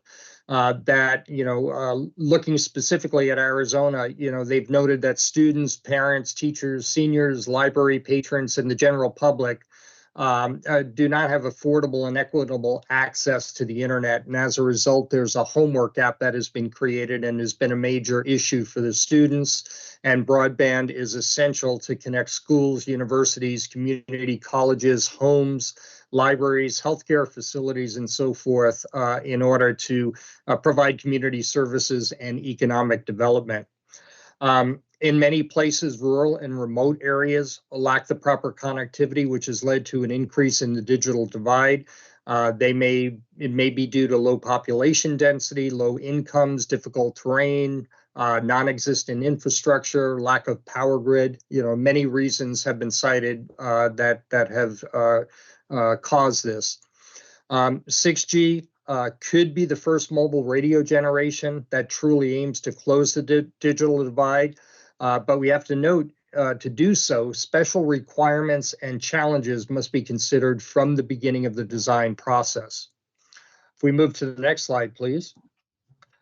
And in the NextG Alliance roadmap report, it points out that digital equity means all individuals and communities have access to a reliable broadband connection. And that plays an important role in achieving several of the UN Sustainability Development Goals, which was also mentioned earlier. It has to be understood for digital equity to be a requirement. There's 3 conditions that have to be met. One is affordability. To be enabler of digital equity and accessibility. The 6G user equipment, 6G network architecture must be cost effective and with improved operational efficiency, thereby reducing the overall cost of access to individuals.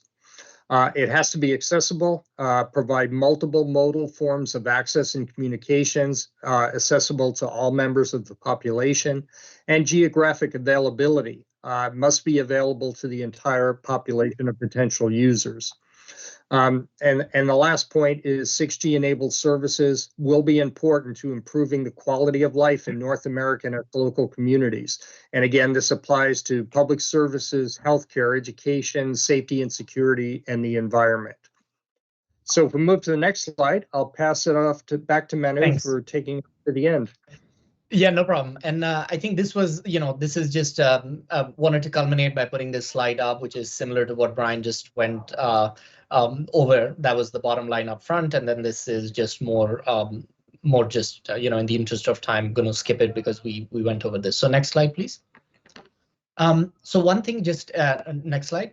Just wanted to sort of focus on what's the output work product that we're coming towards. So this slide deck that you see, a lot of the words that we talked about were preliminary draft. These are the things that we hope to solidify over the next few months. Some of these are curated enough, but some of them require additional work. And as we were going through that, the working group collectively decided to also, see if we should provide some advisements on modifying the charter for next year, sort of prioritizing some things that aren't necessarily spelled out. And primarily, this is that evolutionary path. So some of these key topics are around 5G advanced evolution, given that release 18 and study topics for 19 are being talked about. How does that relate to what might be different in terms of when we see the use cases and applications come out of 6G. Standards progress needs to be monitored very closely. Obviously, WRC next year is going to be key. We'll be paying attention to that.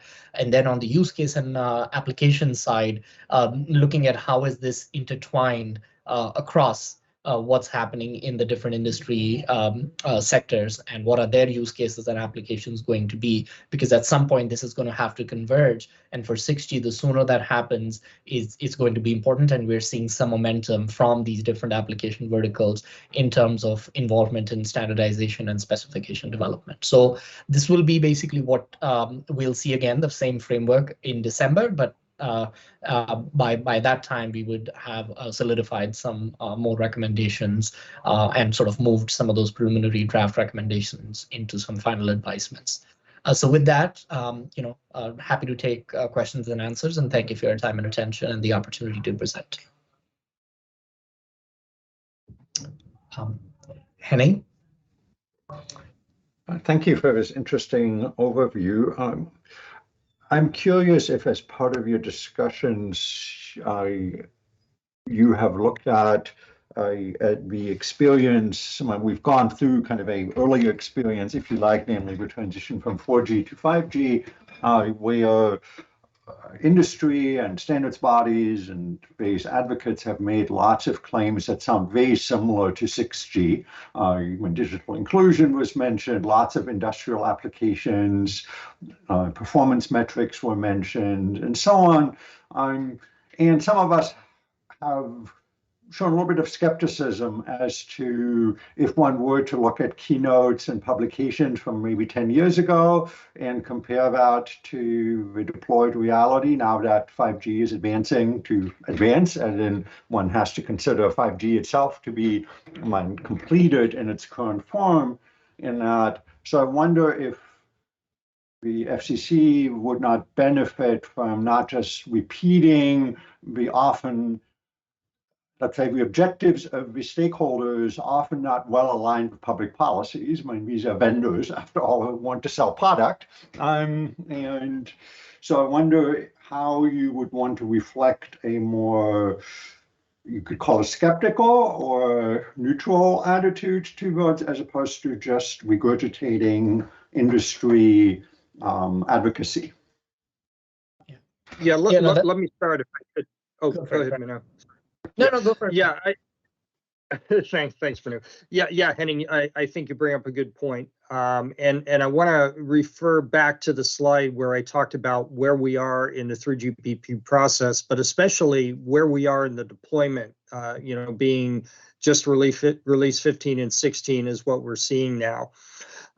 Many of the capabilities that are coming in 5G really will require the maturity of deployments, getting to full standalone, and some of the capabilities that are going to be provided, say, in release 17 and beyond.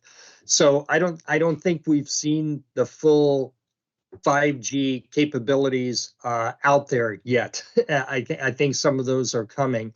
But you bring up a good point. Many of the things on the list for 6G look identical to the list on 5G. I think one of the things that needs to be done is really to do a gap analysis. When you look at those capabilities, what is there that 5G can't offer that we really do need a next generation in order to bring full reality to those use cases?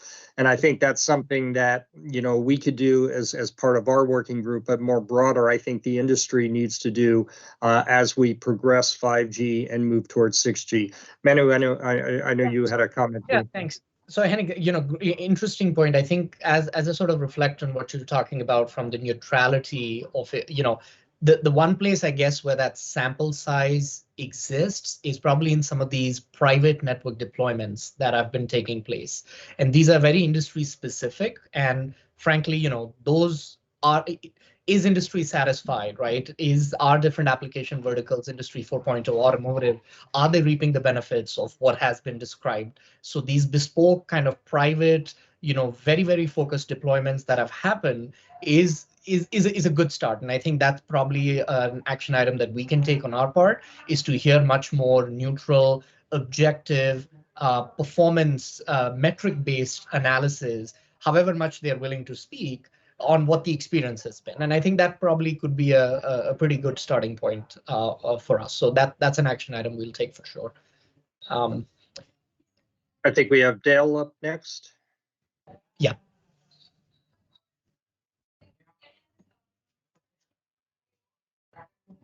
Dale. Sorry.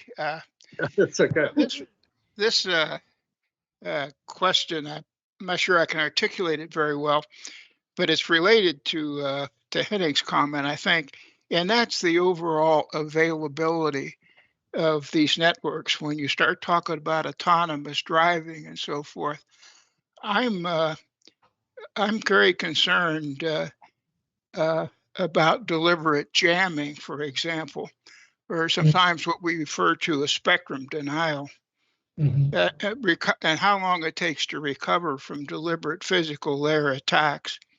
And then I tie that into SLAs and KPIs and so forth, and I get very confused of what the sort of bottom line availability are we looking at.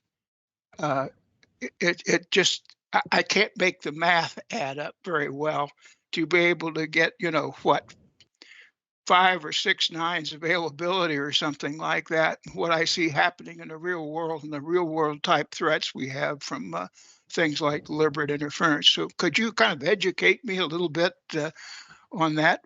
Give me some real reason to feel sanguine about those sorts of disruptions on availability.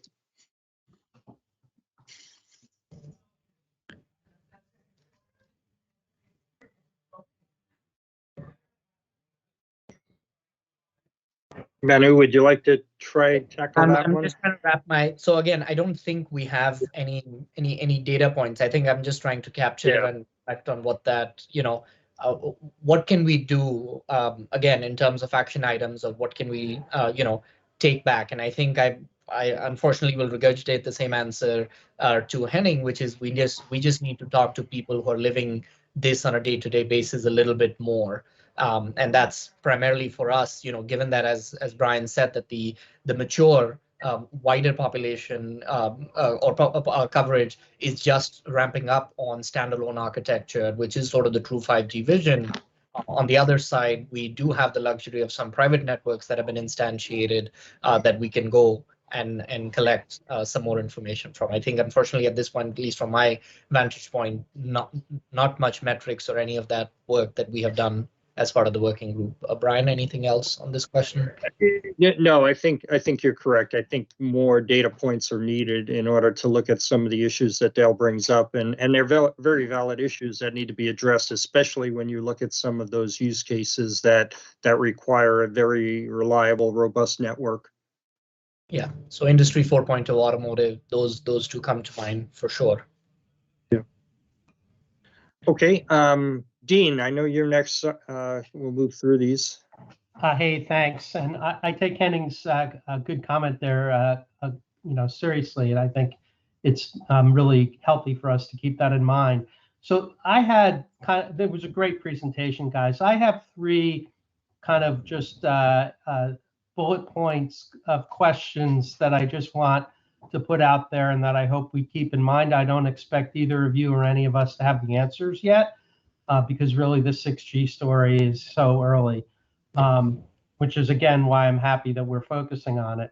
So bullet point number 1 is I wonder on the digital divide point, whether there will be a flavor of 6G. And I assume that just like there are flavors of 5G, there'll be flavors of 6G. I wonder if there'll be an analogy, narrowband IoT is quite an interesting flavor of 5G in the sense of it uses less spectrum. It is not optimized to get super fast data rates. It's optimized for a given use case, IoT and cellular. And so it's I always think of it as kind of like Back to the Future. It's a new flavor, but it's really, taking things back. I wonder if if folks are starting to think about a flavor of 6G that would be optimized for digital divide, and it doesn't need the multi-gigabit data rates. It needs really to drive down the end-to-end cost of connectivity. So that's kind of one thing I think I wanted to put out there, and I think we should think about that when it comes time for recommendations. A second one, and I've raised this once before, is a totally different topic. Is there going to be an intersection, as it were, between Open RAN and 6G? So is 6G going to be optimized in a given way to make Open RAN easier to deploy, to make Open RAN kind of a preferred deployment route? It really is now, between the provision in the CHIPS bill and other things that are going on through the State Department and NTIA. I mean, the United States government is now avowedly pro Open RAN. They signed an agreement with the Australian government today to promote Open RAN. So I do wonder, right now we have kind of parallel tracks in the development of Open RAN and the development of 6G. And, it's a little bit hard because Open RAN really is still, developing from a standards point of view.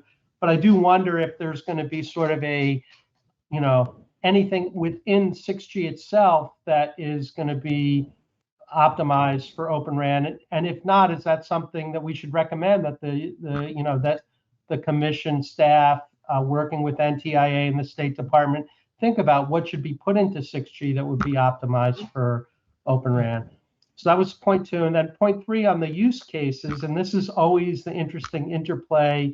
Do you design the technology first, or do you come up with use cases and then design technology to meet the use cases? I do wonder if the people and the groups that are thinking about these use cases that are, to borrow from Henning, very lofty, they have these great goals, but I wonder if reality is setting in any sense about picking up from the first presentation of the day, that there isn't going to be 500 megahertz of continuous bandwidth, below 7 gigahertz, or at least it's going to be very challenging.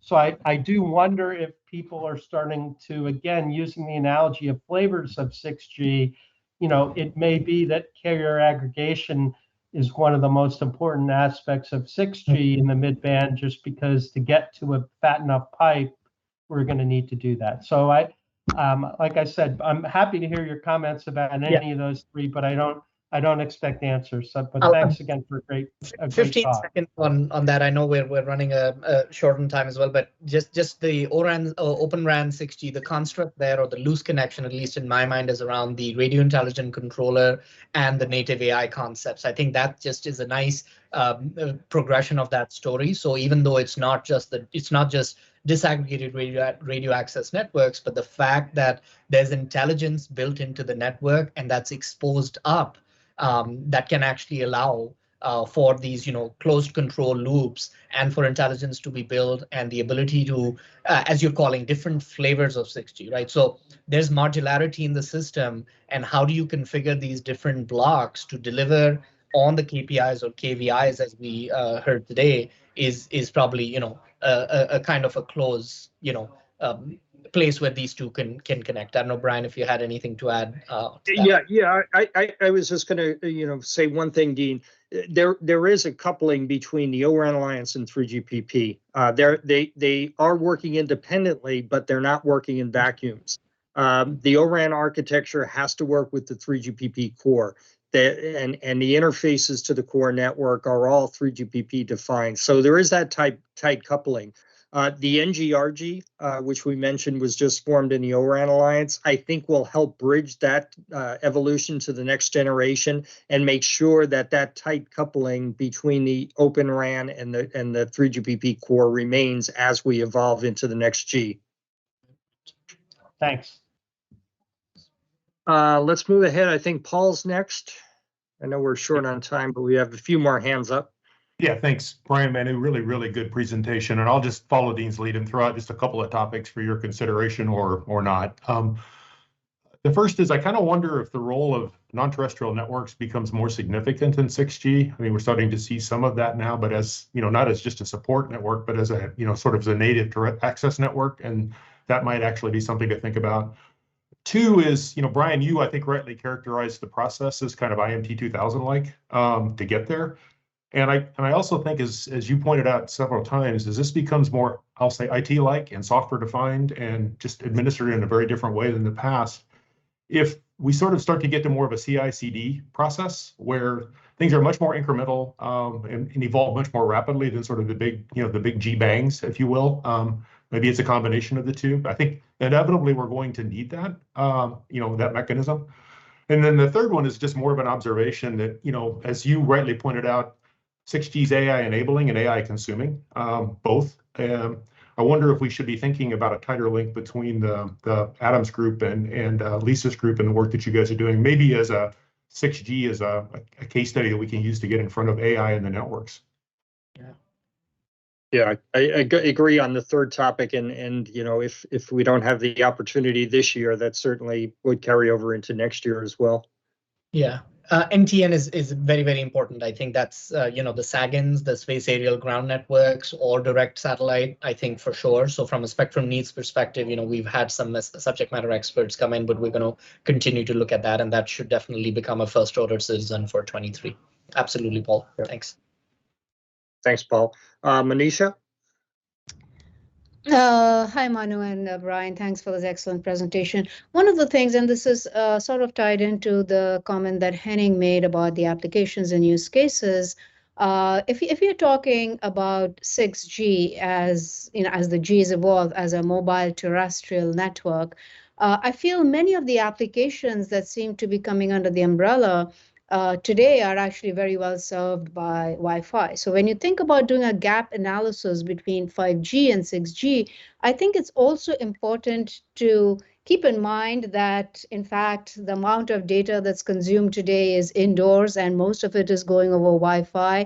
And then not try to design a 6G that is doing everything that Wi-Fi is also doing, but really honing in on the things that Wi-Fi cannot do at all, like mobility, like long reach, and some of the other applications.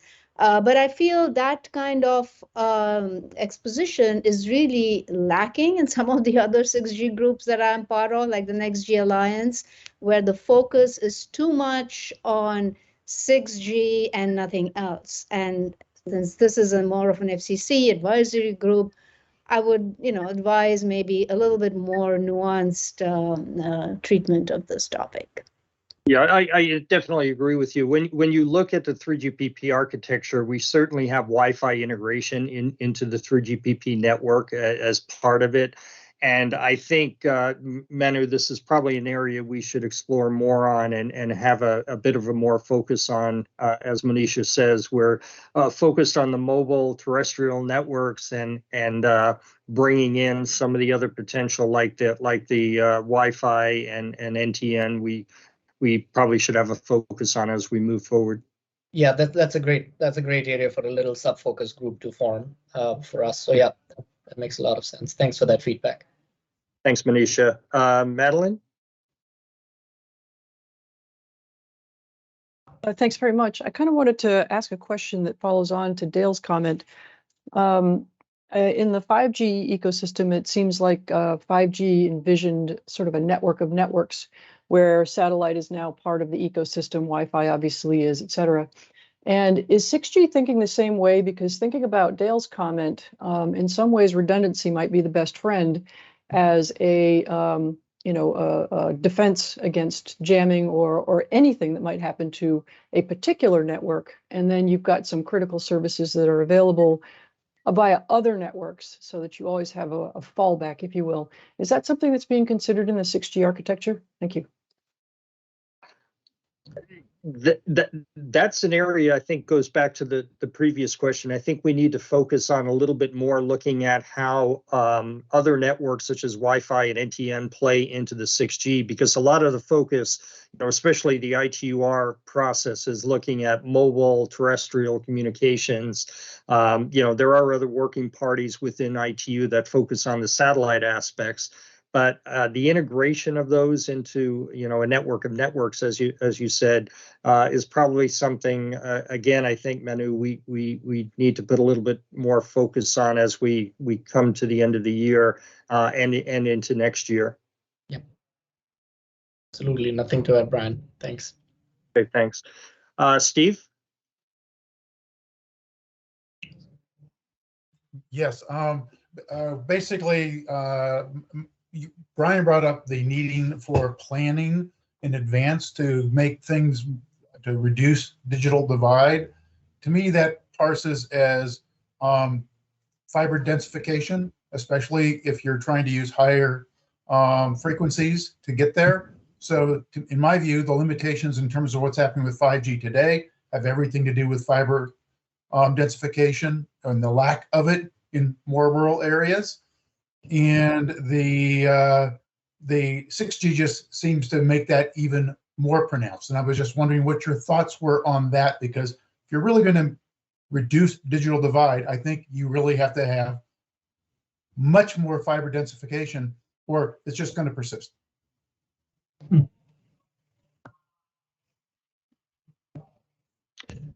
Yeah, I agree, and I think we need to also look at other technologies like IAB and how that may help with that.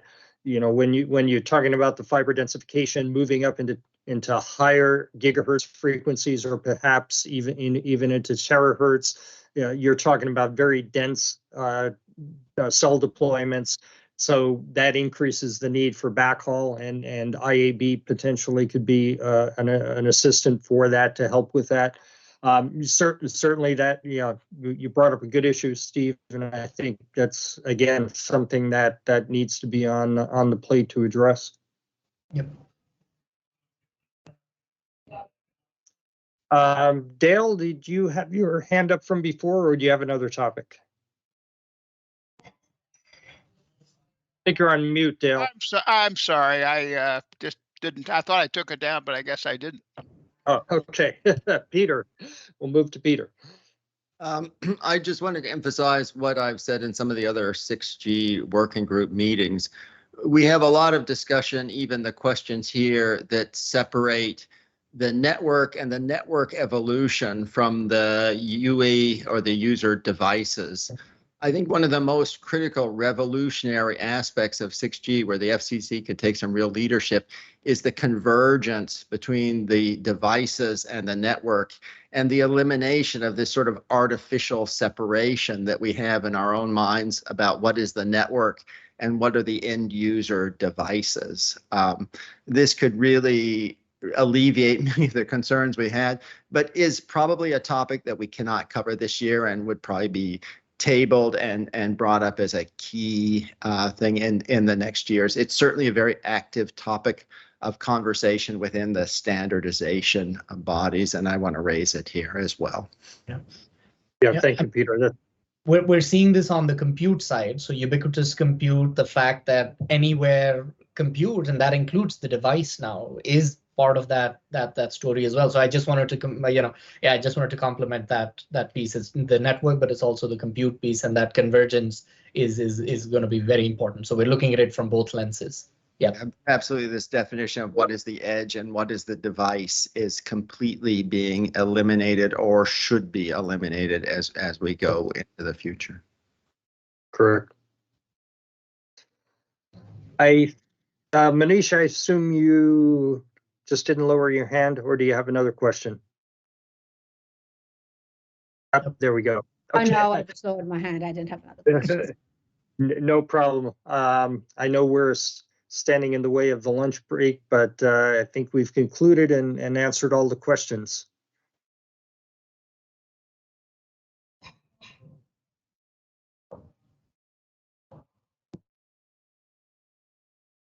Okay. I guess we'll break now for lunch and reconvene at 1, if that's okay, Dean, Michael? Okay. Yeah, that sounds great. Sounds good. Thanks, everyone. Thanks. See you at 1. Thank you.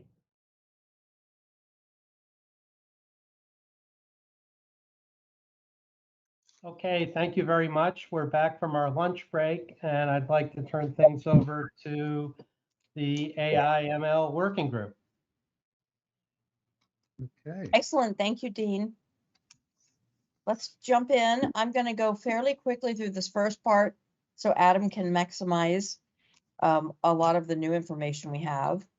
So just want to acknowledge our great FCC liaisons that you see here listed on the slide. Thank you. And let's go to the next slide. This is a listing of our team members, just for the record. It's the same members that we had at the last meeting. Continue. Today we want to talk about or remind everyone of our charter. I think it's very important to keep going back to what it has been so we can track against it. Then Adam's going to pick up and talk about AI, ML, and computing and really set the stage for us. Then go into talking about impacts of AI, ML, and computing on telecommunications. And he will be referring us back to some of the work we did in 2020 on pilot project recommendations. We had done quite a bit of work there, and then end up with notional recommendations. And then for reference is the subject matter expert speakers we've had. We have had quite a few, probably 78% of our meetings. We've had some excellent speakers. Next slide. So for our charter, so let's keep going. So we had 5 things. The first one was expanding our pilot project proposals, and you'll hear more about that later today from the 2020 tax session. Number 2 is to explore the use of the methods to improve utilization and administration of spectrum, both licensed and unlicensed and shared, by addressing propagation, interference, signal processing, and protocols. Next slide. Number 3 in our charter that was given to us is to evaluate these methods applied to various things in the network: the safety, the security, the performance, control, and operations. We're increasingly seeing operations being a really important part.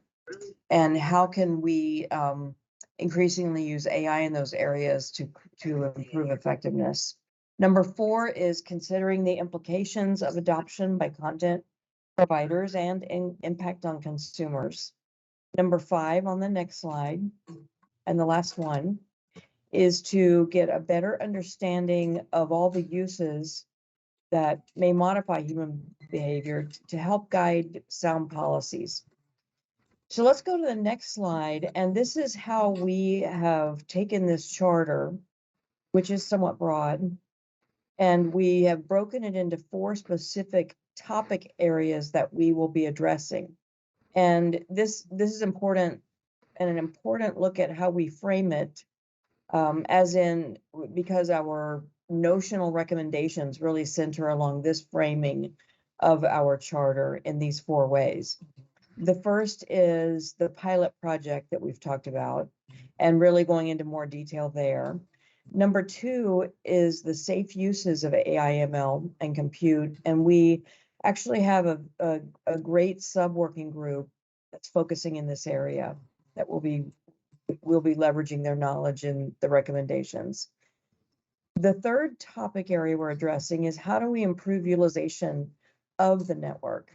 And we're concentrating on issues such as propagation and interference. So, and you'll see here, we're referring back to which pieces of the charter this is. And the final one is AI compute for the network performance properties, and concentrating on issues of strategic value for the FCC. So that was part of our charter number 3. So let's go on to the next slide. And Adam, I believe you're up now on your section. Okay. So I thought, let's go back, please, by one. Okay. So I thought what we would do is say a little bit about the AI, machine learning and computing world to begin with, because I think there are lots of lessons, both for us as a working group and I would say for the FCC. I would say the importance of this is to actually sort of set the stage for what AI, ML are all about, and how computing actually plays a very central role in this particular set of technologies. And so what we'd like to do is actually sort of walk you through what we have heard from a lot of our subject matter experts, and I hope sort of paint a story how these things are related, both to the charter that we have, and I would say in many ways to the things that the other working groups have in front of them. Okay, so let's go on to the first one. Okay. So the first thing is, if you look at the world of AI and ML, it's very rich, it's very complex. The head of that list, I put machine learning. It comes in all kinds of flavors. We'll say a little bit about that in a minute. And then you have things like neural networks, expert systems, fuzzy logic, natural language processing, machine vision, robotics, which is taking up an incredible amount of the investments that are going on. It's a very multidisciplinary area, not just about AI and ML. It's where those techniques come together with the physical world.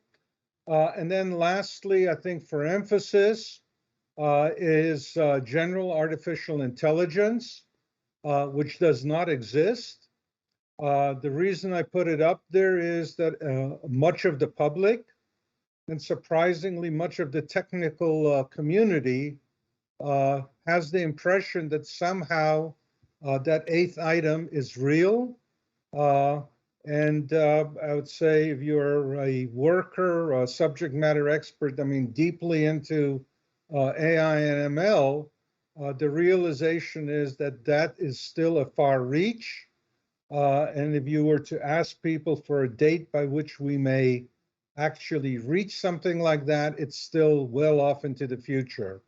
And by general artificial intelligence, It's the ability for AI programming to be able to deal with problems of general intelligence, real intelligence, be able to surmise things, think things through. And so really it's about understanding at a level of human beings or beyond. And again, for emphasis, that's something that does not exist, okay? So besides the areas of AI and ML, when you start looking at real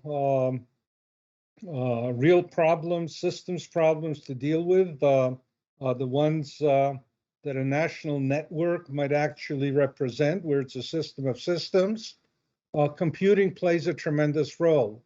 And real solutions usually require a combination of AI techniques with other techniques and other capabilities to actually end up with something that's useful. And so in the area of computing, we have what are called general purpose computing, everything from high performance computing, the cloud, which is very much part of our of the ecosystems that we have today, things that are in the middle or at the edge, computing that's done in facilities, sort of at endpoints of the communication system, and then lastly, stuff that may actually be embedded. I'll say a little bit about that. A lot of that computing is applied to general information technology, taking routine things, making them more efficient, automating them. It's also used for simulation. That plays, that it turns out plays a significant role in the area of AI and ML, because collecting data is very expensive. Simulations can be a source of both good models and also sources of synthetic data that'll eventually be used in the AI ML world.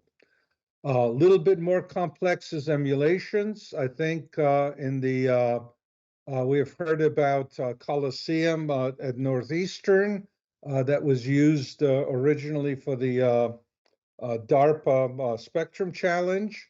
So it's a combination of hardware and software that allows you to do things. The fact that you have distributed computing is important. I think we have had in the previous two presentations, people mentioned things that are real time, that have to be really hardened, always available. And then you have stuff that's embedded. And lastly, there's a whole emerging branch of computing that deals with AI and ML, trying to both accelerate things, speed them up, obviously, but making what's called tiny AI and ML and embedding that in all kinds of applications. And there is a list. I could probably add 10 or 20 additional things, okay? But the point of presenting this is that AI and ML and computing really go together. And when you're starting to look at solutions, it's like composing a good meal out of stuff that you may have in the pantry. You really need to look at both columns. Let's go on to the next one, please. And by the way, I think this has been very much reinforced by almost all the speakers that we've had, okay? So I'm not going to read the first one, but I think it sort of reemphasizes that point.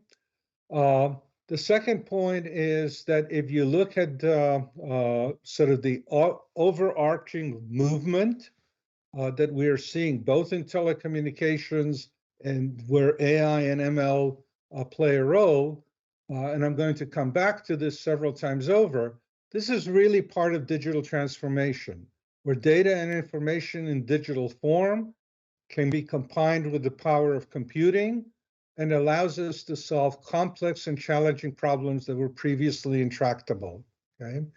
And I think, again, if I were to echo one of the, I think it was Andy who said that when you start looking at the complexity of what you face, in something like spectrum sharing, okay, I think the hope here is that the power of both the algorithmic foundations and hardware foundations allow us to solve complex problems of that kind and do it much more efficiently and finally find them tractable as something that's actually doable, okay? So the next point that again comes from quite a few of our speakers is that if you look at AI and ML, they have been around for quite some time. I think AI was originally coined at a meeting at Dartmouth. I think it was 1956 by McCarthy. You know, it's been a goal, still not mature, but a lot of progress. So the biggest progress has actually come in the following areas. The first one is exponential increases in available computing power. While we may not be on the Moore's law curve anymore, that computing power is likely to increase. I think because of transitions to additional technologies. Those themselves have a tremendous impact on what the network is likely to have to face in the way of traffic and the way that that network actually functions. The second one is access to large volumes of digital data. Algorithms that were invented way in the past didn't work very well. And then what you found is if you actually fed them significant amounts of data, the behavior actually changed, okay? And there's a lesson learned in that. Again, some folks have internalized this. Some folks think magic can actually happen. It actually doesn't happen unless you have a good pulse on the size of the problem that you're dealing with and an understanding that the kind of data that you need actually spans the space that you're thinking about. The next part was key algorithmic advances in ML techniques. There's still quite a bit of that going on, but I would say the biggest single event was the introduction of multiple layers in machine learning, followed by something called backpropagation, where you feed back information and successfully having learned something, adjusting the weights in your machine learning network or inference engine in an appropriate way. Those were actually over 20 years old. The magic again of making advances came from the availability of computing power and access to large volumes of data. The next thing that's sort of driving advancement in these fields is significant investment in AI and ML across many, many vertical sectors. So there's a tremendous amount of experimentation going on. I would say the advancement on the algorithms themselves is slow and painful. The advancement of actually arriving at successful applications in different areas, okay, is actually progressing much, much faster. And that tends to be the practical side of doing all of this. I would say while we may have concentrated on machine learning, other branches of AI relevant to telecommunications have also seen significant advances. One of them is natural language processing. So if you look at all of the speech recognition systems, devices in the commercial marketplace, where you can have an assistant with some processing being done in the cloud, those are fairly well deployed at this point. If I were to take a look at in the telecommunications area, the way most of our operators interact with customers, it's actually using those kind of capabilities. The next one is knowledge graphs, which is, again, part of, I would say, sort of knowledge systems in general. And again, when you start looking at solutions, it's important to figure out how do you actually exploit all of those, not just machine learning. Could we go on to the next view graph, please? Okay, so if you were to look at even a subset of what I just covered, the first part of this would be something like machine learning, because it really is important. What you'll find is that there are many different branches of this, supervised learning, unsupervised, reinforced, etc. Okay. I would say none of these areas is at a level of maturity where you can say, hey, this is dusted, this is done. I'm not expecting any advances to happen. Every one of them is active, okay? And there is a very rapid transition from what you find on the research end actually making its way into marketing and across many, many different verticals other than telecommunications. What is important is sort of a duality here, because the stuff is so pervasive, it is changing the patterns of what we are seeing as traffic in the telecommunications world, number one. Number two, again, I would refer to the talk by Manu and Brian Daly, that including AI and ML in the telecommunications world sort of at the heart of it, all the way from what we can expect in 6G to things like Open RAN. These are the techniques that we expect to actually bring some value. They aren't magic. They have to be mixed with other things, but they're very useful. Let's go on to the next view graph, please.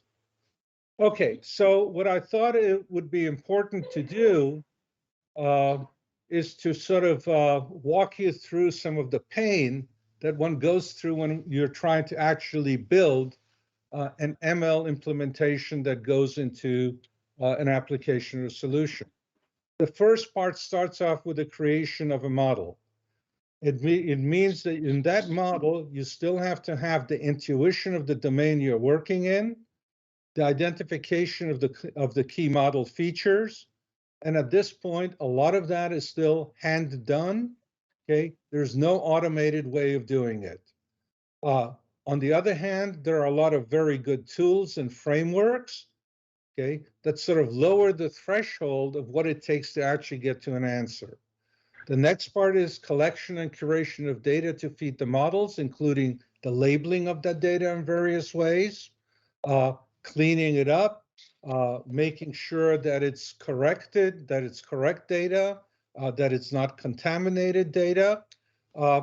I would say one of the largest challenges we face in telecommunication is, in fact, how do you make data available on a large scale, people working in these industries, people working in research, and in fact, changing the funding equation that somebody is concerned about paying for the data, its curation, and its availability.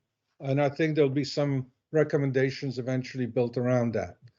The next thing is, when you start actually training your system, whichever one is chosen, whether it's one of the machine learning convolutional neural networks, usually what you do is you take a training set, you pass it through the system, you judge how it functions at the end. I'd call that an epoch.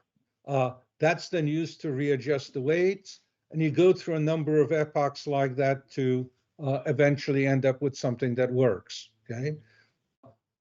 In the world without surprises, it isn't a world in which the algorithms sometimes give you absolutely screwy results, okay? And so the advice we have heard from the SMEs who are experts at this is, think through the problem that you're actually trying to solve. Don't just collect data. Don't just use data because you have it, okay? You really have to think through what your objectives are, reduce the problem as much as possible so it's tractable, okay? And when you do that, you can actually expect much more in the way of positive results. The next thing is usually a feedback cycle that as you try training the data, the performance is limited, so you come back to that. And then a regime of extensive model testing to understand the validity and more so to understand the boundaries of applicability of the model that you have built, okay? Typically followed by some pilot exercises before deployment, full-scale integration into an application of a system, followed by deployment, operation, feedback. So there is actually a life cycle that's here. And if you usually look at a ML solution of some sort, it is usually just part of a solution of a larger system of systems, essentially. And again, I think we want to emphasize that. So let's go on to the next view graph, please. Okay, and I think we have used this before, but what you find is that the typical what I just sort of walked through as a set of processes, okay, ends up having 2 dimensions to it. The first one I would say is if you're going to use AI and ML, you have to have a sense of the time scale it has to operate on, okay? At the bottom, on the left-hand side, if you want something that's real time, that's the fast stuff. Those I would call control systems. Intermediate, and then slow. Slow is where the learning actually goes on. Intermediate is where you do your management. And if you look on the right-hand side, that tells you about the evolving computing systems that we have and their architecture, okay? The consequences of this for 6G, for inclusion of, I'd say, a lot of future technologies, okay, is that it is just as important to understand, I would say, 4 different infrastructures, okay, not just telecommunications, which is the nervous system, on a standalone basis. And those are the way you're going to do your computing, okay, going all the way to, let's say, hyper data centers in the cloud. How do you actually get your connectivity to those? Stuff in the middle, stuff that's local. So that's computing architecture, your data architecture and the data networks that you're building, and then the infrastructure for where that data is actually going to be stored, okay? And then the human network that's actually going to operate all of this, okay? And then if you start looking at the sort of the hierarchy of what's where, this is the typical layout, and there are lots of loops in between. This is why the stuff is not automated today, still fairly complex, okay? And I would say machine learning is on a steep learning curve, okay? Let's go on to the next one, please. Okay, so if you take a look at AI, ML, and computing, I think for things that are important in our area, and I'm going to say in telecommunications, wireless systems in particular, you find that there are really sort of 2 worlds. On the left-hand side is that world of simulation and analytics for electromagnetics of various kinds. Lots of techniques, essentially. Some of them slow and ponderous. You need a supercomputer to run stuff on. But some very effective ways of actually reducing the problems, taking approximations, and still ending up with very efficient outcomes, okay? Not without data, not without populating that data in an appropriate way. And then on the right-hand side, you have the world of artificial intelligence.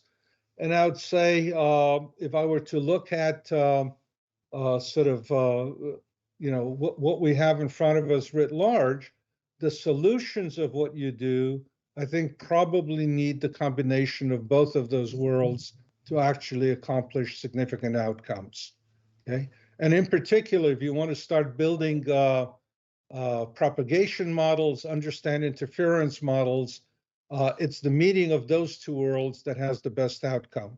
I think the notion of just being able to feed an ML system and have some magic come out of it isn't a very good approach to the problem from what we have heard from everybody to date.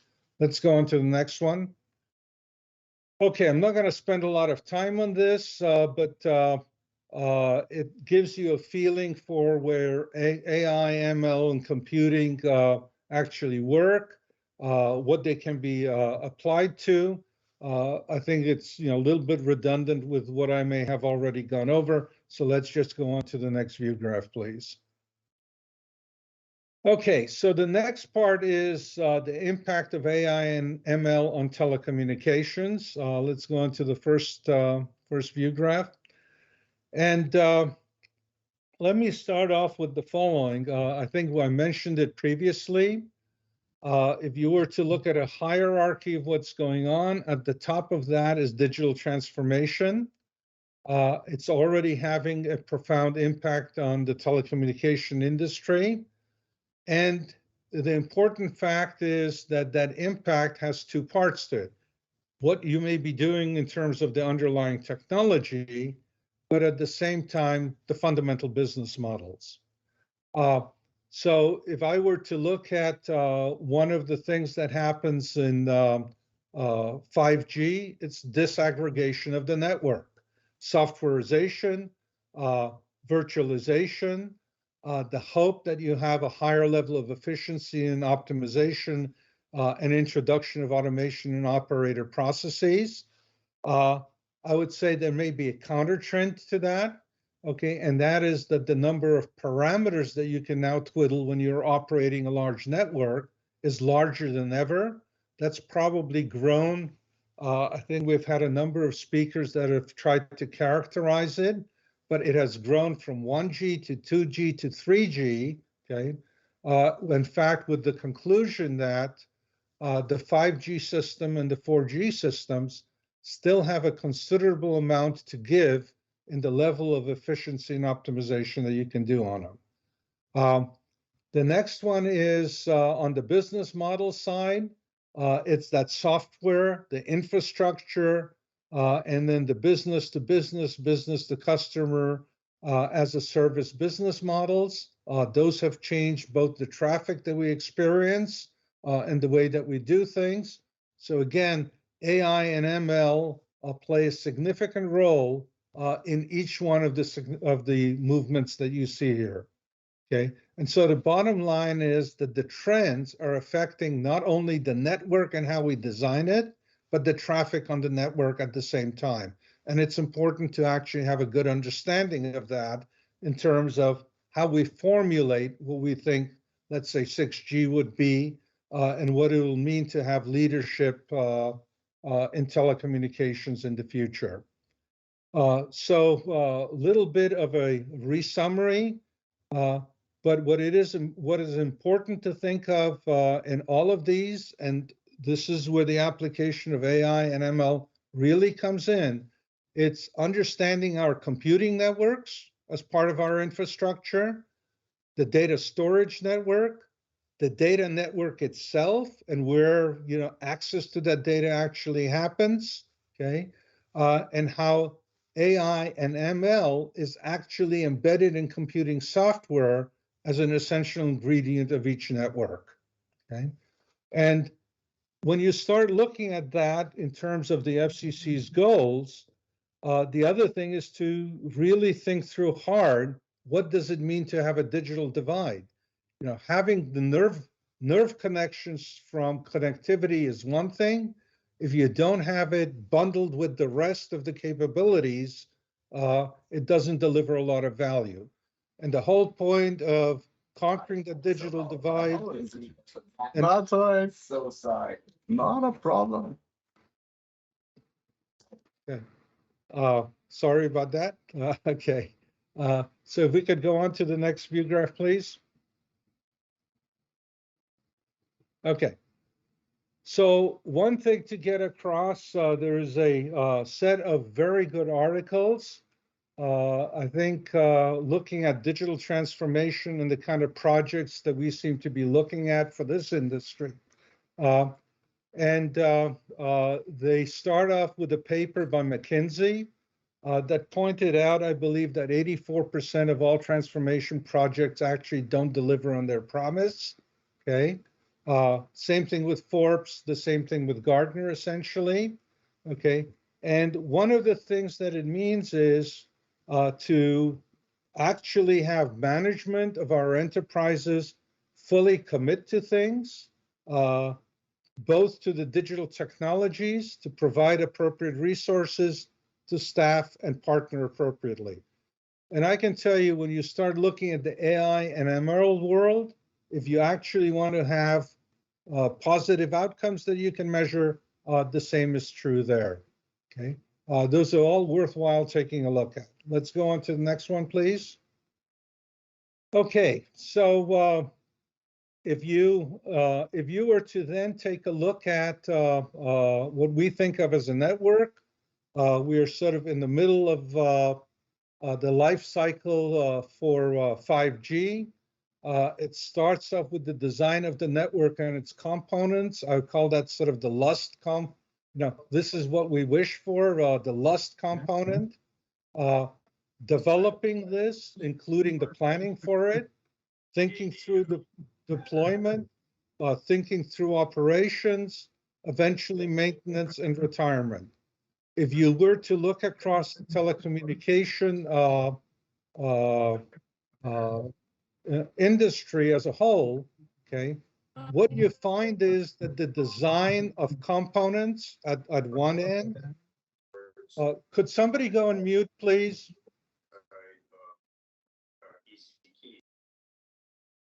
Thank you. Okay. That if you were to look across this life cycle, AI and ML is already playing a significant role in almost every part of it to begin with. Okay. We've had a number of speakers who talked about the design of components. Very simple example would be the design of filters. I've got to say that the use of AI and ML in those kind of designs has given us things that were not possible, I'd say, a short time ago. Okay, really being able to improve things. The whole development process, the availability of the simulation systems, emulation systems, things of that sort, the logistics for deployment. I would say the use of AI in operations, from everything from maintaining a safe network, a secure network, preserving privacy, all of those kind of things. And then very much on the maintenance, repair, and upgrade part of it. And then the dust cycle of how do you actually retire an existing system that we may have. So this is, let's say, the sunsetting of 2G, eventually 3G, as 5G, 6G, and whatever happens in the future comes in. Okay, and then there are important attributes. I think Dale hit on one of them, security and assurance that you can actually protect the network and its reliability and availability. And again, AI, ML techniques play a significant role in that. Let's go on to the next one, please. So one of the things that we did in the recommendations from 2020, actually developed in 2019, is to actually select a few areas and do a pilot project. It's left in the deck, so I'm not going to read through this because of time. Could we go on to the next one, please? Okay. Whole list of things where AI and ML can play a role, and these are all areas important for the FCC. So I'm going to go through, skip those, go on to the next view graph. Go ahead, one more. One more, please. Okay. So what I'd like to do, I'm going to skip this. Let's go on to the notional recommendations. We have 4 topic areas. In the first one is the pilot project to put some meat on the bones. And that means to define a scope, figure out the resources, maybe some suggestions for whom the FCC should be teaming with, and then set a little bit of a roadmap of why this is important and what we're hoping to achieve. But one of the things we thought about is to do a pilot project and really think through the network as a system of systems. How do you actually change the regime of how it can be controlled, how it can be managed, how it can be run, It's applicable both to licensed and unlicensed spectrum, okay? And so here are the important components. A way of understanding the environment. So Andy showed the picture of New York City. That's an environment, okay? Obviously, the ITM model didn't have the right environment, and consequences are that you don't use the spectrum in an appropriate way, okay? Phenomenology. I have cities on water. I have rivers running through them. Higher frequency stuff propagates where it shouldn't. Those are surprises. How do you deal with that? Usage patterns, the behavior of the individual components. You know, what happens in the spectrum you're allocated? What happens in, I would say, nonlinear phenomena that create side lobes all over the place, spikes where you wouldn't expect them. And then lastly, how do you actually mesh that network into the infrastructure that's there?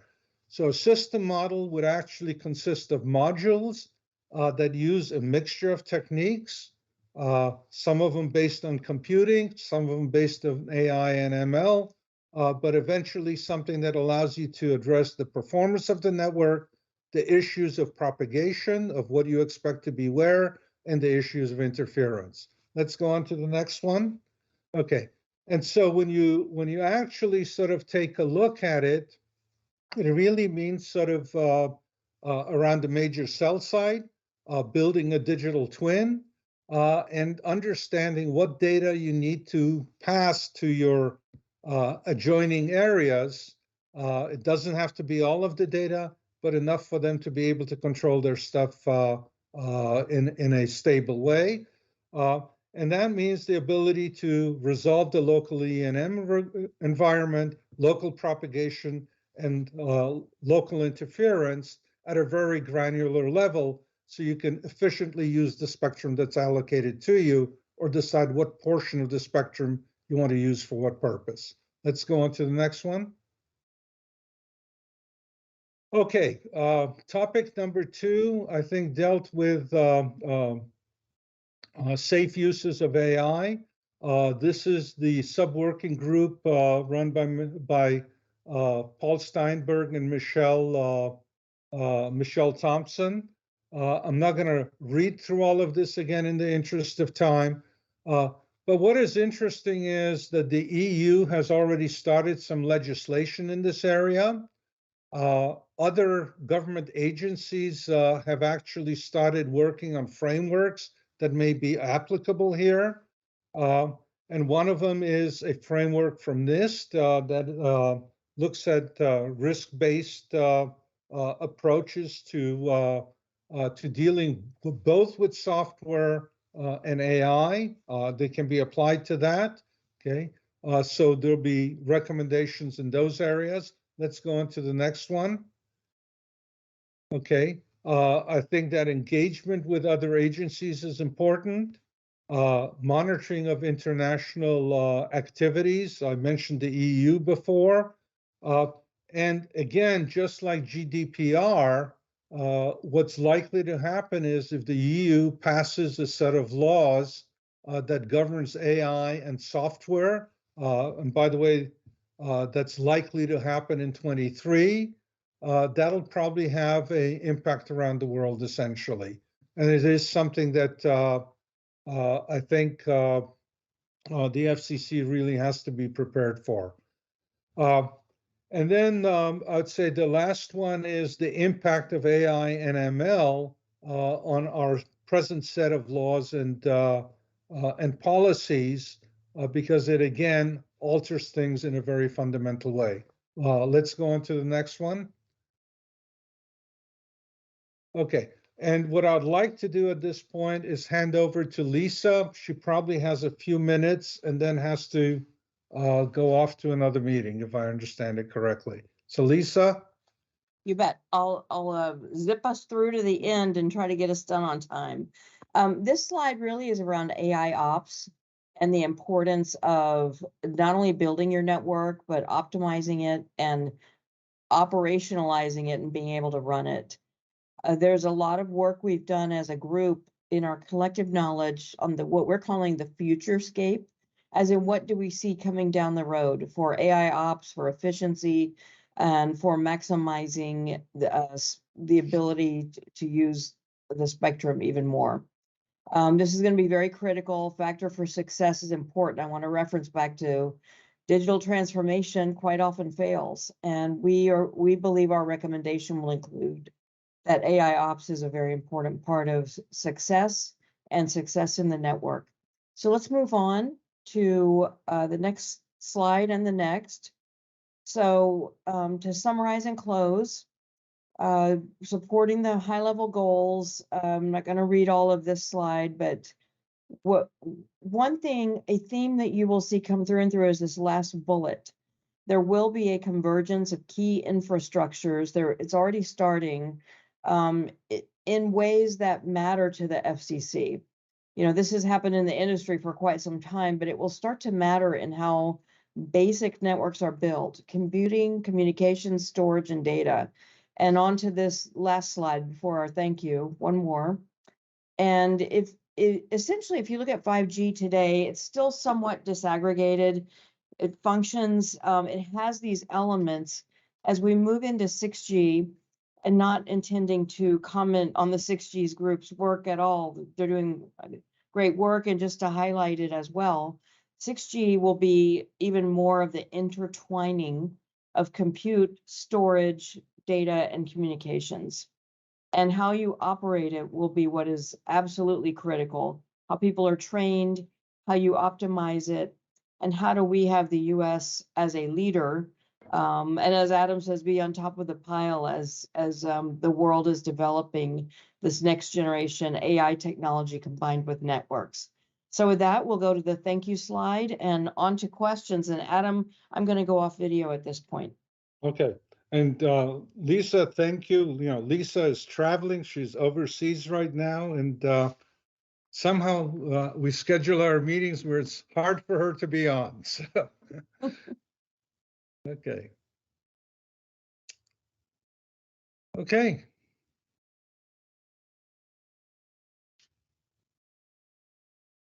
So open for questions. All right, Henning. Yeah, if anybody else, since I've had the privilege to ask questions before anybody else wants in, I don't want to occupy you for too much here, but let me ask a question. Since you've covered, as you mentioned early on, you have the enviable or not so position of covering such a huge area within telecommunication, which spans everything from the more business-oriented side, like managing customers and other more back office tasks, to spectrum and other things that were just mentioned. So I'm curious how it seems like the considerations that you would have would be very different as to whether I decide where to market my new service or detect robocalls versus whether I'm doing real-time operational control with a distinct possibility that my smart AI will accidentally turn my network into a brick. So have you thought about whether there's, since you mentioned risk-based, I think both of you mentioned risk-based approaches, as to whether it would be helpful to classify more distinctly different application domains by both their risk for operational reliability as well as impact on people? Yeah, so Henning, let me do the following. And I think Paul, I'm going to ask Paul to maybe chirp in on this. In fact, when you look at the law that the EU wrote, it does exactly that. It actually creates a set of criteria, okay, that ranks the kind of applications that you're doing from things that are absolutely going to be forbidden because of their criticality, all the way to things that are fairly casual, okay? Okay, and in fact, creating that kind of a classification, Henning, is absolutely critical to be able to deal with this stuff in some kind of systematic way, okay? Paul, you may want to add a couple of words to that. Yeah, not much. I think it's a great observation, Henning. I think the couple things, the classic risk-based framework is probability versus impact. or blast radius, if you want to think of that, which is what you said. What I've seen and what I've read is as a perpetual problem is it's difficult to assess the impact potential properly.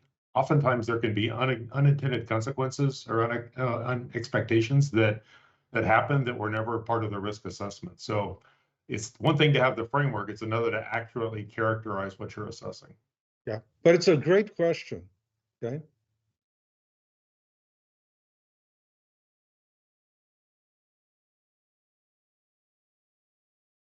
Okay. I think we have a very quiet group today, but okay, I think Dean, we're probably a little over time or whatever. No, thanks so much, Adam. And I know Lisa had to leave, but thanks to her. Great job. Really great presentation. So thanks a lot. So now we will turn to Henning and Brian for the Emerging Technologies Working Group presentation. Okay, hey, Dean, can you hear me? I think this is the first time I've been off mute. Yes, you sound fine. Okay. You're good. All right, yeah, I will go first, and let me commend Lisa. She landed the plane at exactly 1:45, so that was perfect. Yeah, so we'll split. I'll go first. Henning will go second. We'll talk about our Emerging Technologies Working Group, and I think I guess we're the mile wide, inch deep working group. So I think we'll be able to get done on time. I do have our FCC liaisons listed here. I want to thank them. Martin's been available. I know their schedules must be crazy. Martin's been very available to us to help guide our work, as have all our liaisons. Next slide, please. And here's a working group roster. Again, I want to thank everybody who's contributed, and that includes some of our own working group members who have given us subject matter expert talks or arranged them, all very helpful. And we have some fantastic people in the group, so we appreciate those presentations that they've taken the time to develop or to make connections for us. Next slide. Okay, just a quick flyover of where we are before we go through the details, and then of course we'll wrap with kind of a summary to walk away with. The Emerging Technologies Group, we have a very broad charter. We'll go through that a little bit just to remind people because it is so multifaceted, but there's things that are like chip level, kind of PHY, RF things that we're used to, way up to concepts like resilience and how do you recover in bad situations, and definitely system level questions. We're looking at antennas, so from the chip and network all the way out to the antenna. Our access networks, all kinds, including ones we don't always dig into very deeply, including broadcast and satellite, and then new things that are happening on the ground for consumers. Second bullet here points out, and we've mentioned this before, and I guess maybe this is a little to be expected if you look at the charter questions themselves, which we'll do in just a moment. It is a little bit more about landscaping and what to expect rather than teeing up ripe areas for recommendations. We have had a couple of suggestions, and Henning will go over a little bit of that, but I'd say nothing that rises to the normal getting over the hurdle that we would expect within the tech. So we've just this week had some conversation about how do we pull our thoughts together here and bucket things into a sensible way to report it out and make progress on what we're learning. So if we look at the need to identify the opportunities, these long-term concerns, the first three sub-bullets here: efficient use of spectrum, universal broadband deployment, network resilience, and reliability. Those are like core things that the FCC and industry are working on together. So it's natural, although the FCC didn't say go look at efficient use of spectrum, but clearly that's underlying part of what we're doing. So those are kind of lanes or guideposts for us. And the next three sub bullets are, I think, more narrow, certainly more narrow. IoT applications and availability. That's a theme that goes through our questions. What's becoming available to consumers? Let me put, I should put accessibility last. Emergency calling and positioning. There's a bunch of stuff around availability. We also have this question of how do you tell where devices are? It's important for a lot of different reasons. Accessibility, let me address that here. It's not explicitly in our charter, but it has come up as something that is critical. You know, it's this theme of everybody should have digital access. And so I think the question we have not explored yet is, are there emerging technologies that are going to improve accessibility?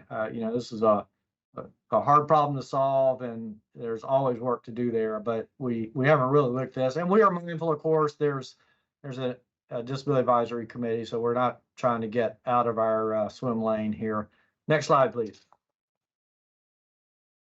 Okay, our charter questions, I regrouped a little bit. They're verbatim here, so I'm not going to do them all. You have seen them before, but I've tried to group them into ways that they make sense for us. First one obviously deals with, you know, it mentions IoT ecosystem. It talks about high bandwidth devices, but it clearly steers us towards looking at, I guess you'd call it the hardware side of radios. Everything from the semiconductor portion, the SoCs on out to through the front end and the antenna. We've done some there. We have more to do. I'd say this is an area, going back to like what Peter was talking about early on. We need to kind of deconflict some working groups here, since there's not a bright line on some of these, and make sure that you know, we separate some of these topics like filters. Additional chipsets. This next one, and one of the things I find interesting, you see, I mentioned in here, several of these questions have to do with what can consumers expect. We're not exactly tackling the questions that way, but I think it's a good way for the FCC and for us to think about it. We've done quite a bit on UWB because it is emerging so rapidly. Just if you think about it, just in terms of chipsets implementing and it getting in the hands of consumers, it's a fast growth area. Next slide. A hodgepodge of others. Again, maybe I should reorder and put this third indoor-outdoor location service last. Then if you look at the others, they kind of group together, I guess, under infrastructure. Restoration of internet access during shutdowns, and especially I didn't highlight the new tools portion. This is a new question. We've touched on it a little bit. I think we have more to do here. I don't think we've gotten into any of the really new categories yet. We've had great updates on cable and broadcasting, not just standards, but where are they in terms of rolling out new technology to consumers.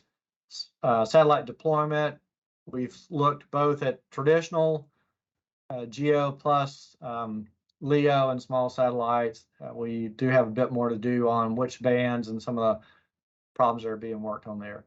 Location services, we are also very interested in this this notion of how you tell whether a device is indoors or not. So I think we share that with the spectrum sharing working group, because things are crowded, and it helps a bunch if you know that a device is indoor. It makes certain kind of sharing assumptions more viable. Next slide.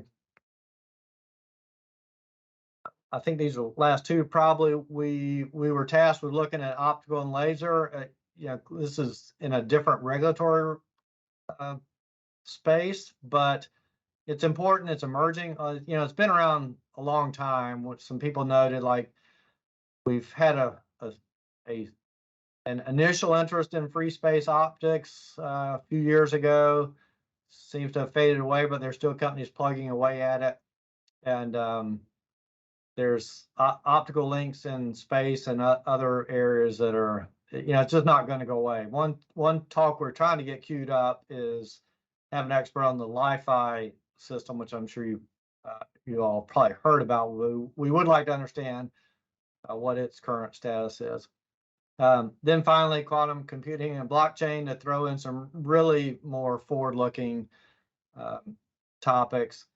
And I think kind of mentally, we've maybe, I wouldn't say scratched out computing, but we include in quantum computing, quantum communications. And I think that might be where we spend a little more time, beyond just the computing part, if you will.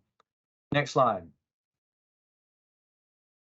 Okay, quick look back. Just, we want to make sure our slide deck kind of captured everything for those who are not part of working group meetings. And so for the public record, you can see what we've done. This was our prior speaker, so we've already reported on all these. I will not dive into them. Next slide. Okay, and here's what we've done with one footnote. So let me just, the last one, advancements in RF front ends, that was to happen this week. We chose to put it off until next week, so we haven't had that one yet. But within this last quarter, we did do a couple on satellites, one very specific technology of using satellites for very, very low data rate smartphones. And then actually, I guess 3, because we had an overview on satellite throughput. Henny's going to cover all these, and then a great presentation from Jennifer. We rounded out a little bit of stuff on UWB, more like a marketplace and use case, plus some IC technology, and then our cable overview. So I think with that, next slide, I think we hand over to, I'm going to let Henning run from here. Thanks. Thank you, Brian. So our mode of operation, which is a little different, I think, than any of the other working groups, is to, as Brian put it, survey the landscape. So that means that we generally hear from domain experts, subject matter experts who are often related to the technology.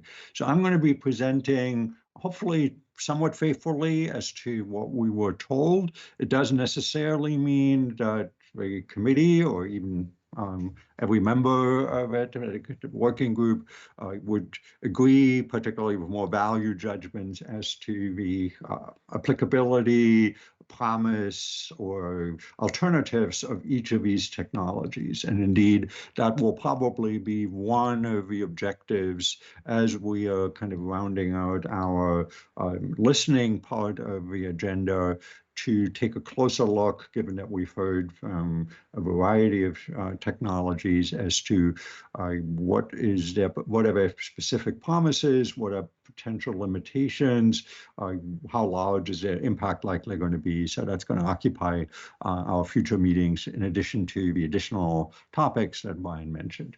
So we heard from Rob Rice from a small company called Higher Ground. They offer a satellite antenna and radio that you can attach to a smartphone, so a much smaller form factor than you would typically find, and it adds satellite-based connectivity for texting. This is not a data or voice application, with a primary emphasis in serving the military and first responder market.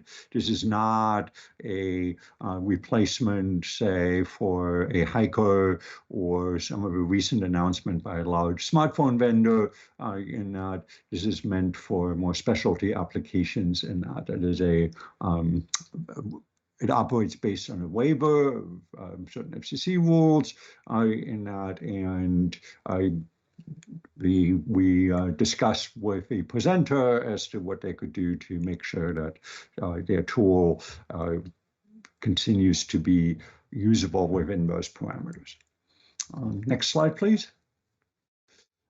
We then, I heard from Dr. Fan from MediaTek, which, for those of you who are not familiar with that, is one of the very large cross-vendor, smartphone vendor provider of chipsets, systems on chips, as well as general chipsets that are in millions, billions of smartphones. And he provided us with an overview of the projected evolution connected to the 6G discussion we had earlier today, as to how that's going to affect the device that without those, we're obviously not going to see anything that the standards bodies put in their roadmap show up on consumer devices. So emphasized that the data rates range that we're going to see is likely again to see a tenfold increase in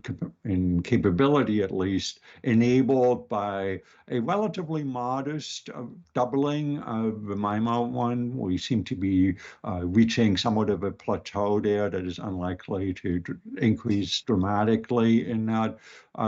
But with the hope of adding additional bands, as already discussed in the first presentation today, primarily at the higher, below 10 gigahertz as well as higher gigahertz band, in which generally considered the sub-terahertz bands, but really well below a terahertz, typically below 200 gigahertz in that, and a better cooperation between devices and infrastructure, and that we had both our front-end integration and power amplifier efficiency as challenges for that, as well as attempts to make protocol stacks leaner so that they can be implemented also in low-end devices, not just in the highest cost devices, to dynamically adjust quality of service, and to have a better integration between the application and the radio, which today often exists essentially in separate parts of a system where the application has very little idea what the radio is up to, so to say, at any given moment in that. And again, emphasizing the cross working group aspect that machine learning may well play a role on devices itself to optimize the use of spectrum on a more short-term basis as well. So the presentation emphasized that we really see a continuity even as we transition from 5G to 6G, of increasing integration of technologies into the consumer device space. Next, please. We then heard from Kymeta, a now relatively established, no longer quite startup company, but a pair of presenters, again focused on what you might call the professional market, again, the military as being apparently one of their larger customers, where they provide steerable smart array antennas that are often vehicle mounted and provide communication for military, first responders, and ships and so on in that, both for GEO and LEO. So they rely on what's called holographic beamforming, analog beamforming, meaning it takes place before the signal is digitized. We're using phased array, and interestingly, using a technology that we're all familiar with, or manufacturing technology that we're familiar with, namely the flat panel, the liquid crystal display, and they're looking to an integration with emerging LEOs and obviously with the non-terrestrial networks. Next, please.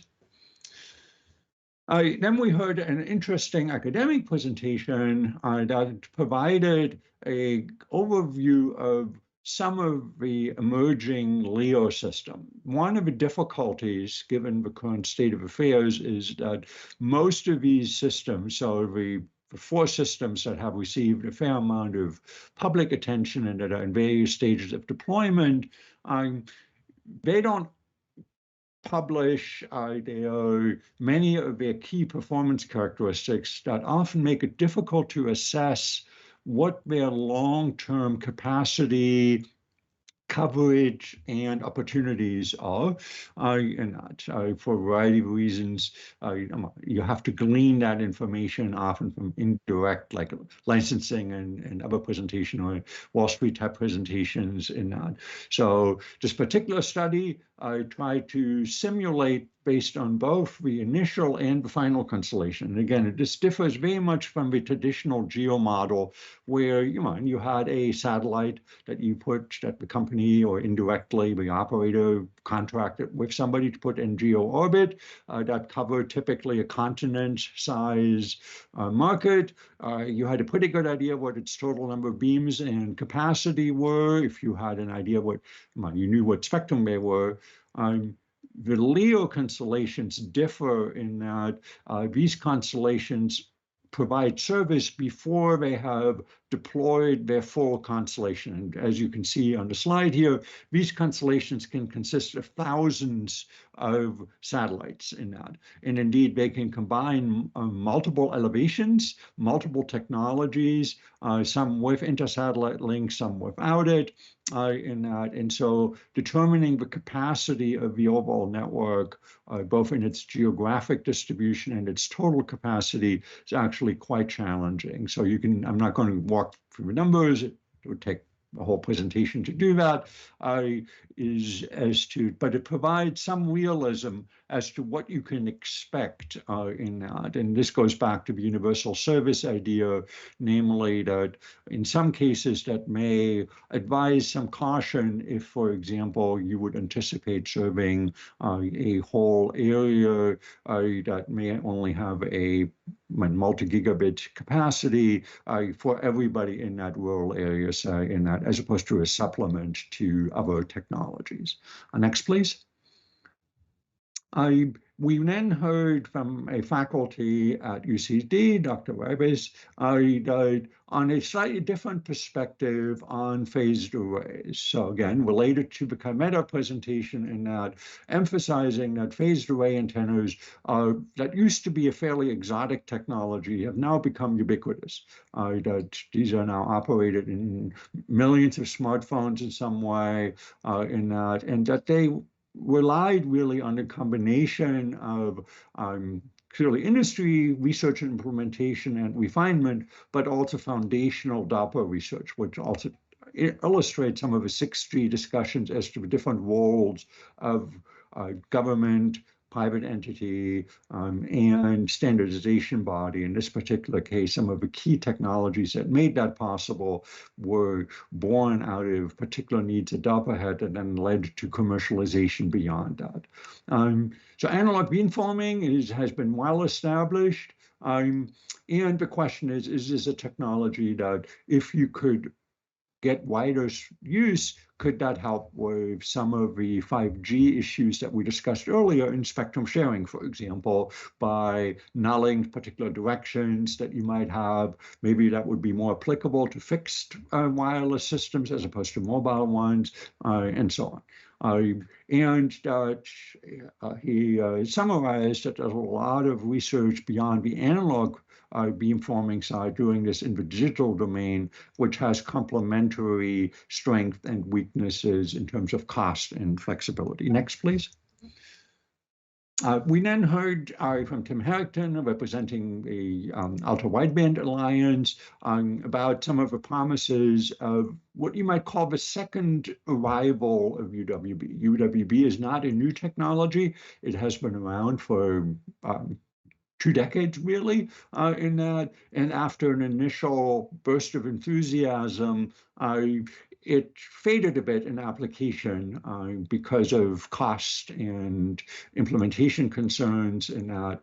And with recent improvement, both in standards, by IEEE standards, and system on chip improvements, we've now seen a breakthrough in really kind of communication adjacent application, let's say, namely that we're not talking about replacing, let's say, Wi-Fi or 5G, 6G type communication systems, but to supplement these in key areas, namely particularly for keyless entry for vehicles in particular, for replacement or alternative to the available NFCs for payment, as well as for accurate position determinations for augmented and virtual reality systems, so that the system has a good centimeter scale awareness of where the user and their various body parts are, so that they can provide a realistic rendering of the environment in that. And so that is probably an area that may bear watching in terms of waivers and possible regulatory changes to make it possible to provide these services on a large scale and consistently without relying on individual waivers indefinitely. Next, please. And then we switch to a much more kind of what you might call grounded in some cases, or pole-based technology that we're all familiar with, but has seen a more silent change, namely two speakers, Jeff Chen and Mark Walter from Cable Labs, illustrated the ongoing transformation from a traditional hybrid fiber coax to really a mostly fiber tail coax network that is emerging, where the balance between the two technologies is shifting towards a mostly fiber in terms of distance covered, with only really the coax in the last few feet or hundreds of feet, and that very much in parallel to what happened on DSL when that was still a viable technology, where fiber deeper and deeper, moved deeper and deeper into the network. The primary advantage that this type of technology transition is relatively easily scalable in a short number of years, simply because you can avoid the per home upgrades that you might have to do if you go to a complete fiber rollout in that. So this is not as relevant for rural areas, which obviously don't typically have cable networks outside of small cities that might be in those areas. It is primarily relevant to urban and suburban areas that can be upgraded relatively easily without the expense of construction and reaching individual apartments and homes. In that, DOCSIS 4.0 is emerging with a much higher upload and download speed, and it was emphasized, even though this is not a Cable Labs initiative, that clearly for most cable customers, Wi-Fi is critical. We already talked about that, and that the Cable Labs is also active in CBRS and other efforts. Next, please. We then heard from one of our own, Jennifer Manor from EchoStar, about the current landscape, or really spacescape, for satellite communications. Clearly, satellites have always been critical for certain commercial applications, gas stations and so on, have relied on these for critical functions, the military and disaster recovery. But we're now seeing a dramatic lower of cost, not what we would think of as kind of Moore's law, but really the lowering of cost of launching of a very physical technology that has, for a variety of reasons, simply because a learning curve affects affect other mechanical technologies like wind and so on, that we just know better how to do these things after decades of experience in that. So there, she illustrated a number of challenges that we're facing, namely the usual spectrum, but also orbit shortage. There just aren't enough spots available in the sky in that, and this is exacerbated by that some of these spots that you might want to park yourself in as a satellite are also dangerous, because space debris might incapacitate your satellite. Satellites still pose a relatively, compared to other networking technologies, a high capital intensity risk. Again, your satellite, your rocket could still blow up, and the timelines are long, and she advocated for technology neutrality for FCC and other programs in that, and emphasized that this, as was mentioned earlier, that these non-terrestrial systems are key to extending 5G coverage geographically. Next, please. So that's a quick summary of some of the interesting talks we heard, and the TAC members are certainly welcome to contact us if they want to hear more for some of the details. So we will continue to alternate between subject matter expert talks with group discussions and try to address some of the gaps that we see, namely, as examples, what are some of the gaps above in terms of regulatory one? What role and impact might quantum communication, atom burst radio front ends, and similar more long-term perspectives have, if any? Was mentioned, universal broadband is not just a geographic or affordability issue, it is also one of accessibility, so that people with disabilities can avail themselves of a full range of communication technologies. We intend to dive into that particular topic, and possibly in coordination with a spectrum sharing working group, see if crowding deserves additional technology discussion. Believe it is, given the societal importance for all these networks to be available, is how can we provide technology, even if it's not communication technology, better coordination technology, system awareness, situational awareness technology to recover more quickly from outages. And there have been now a number of non-5G technologies that attempt to cover some of either the in-home or out-of-home IoT needs in that are non-traditional, in the sense that they're neither Wi-Fi nor Bluetooth nor like 4G, 5G, or 2G even in that. And then we will see if any of the discussions rise to actionable recommendations, or if we see our role as largely providing a grounded opportunity for evaluating and surveying promising or new technologies in general. I think that's the last step. And as always, questions and comments appreciated. Suggestions particularly for TAC members.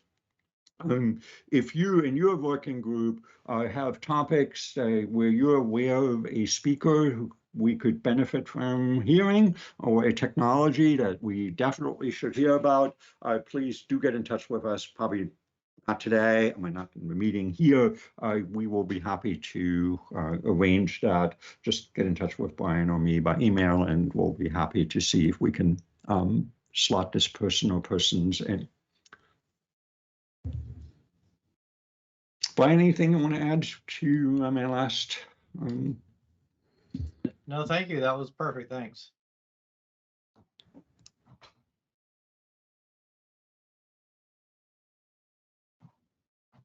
Okay. Hey, thanks a lot, Brian and Henning. I just wanted to say the speakers that your group gets and the presentations are absolutely fantastic. And I learn, every Monday I learn about some new technology. So thanks so much.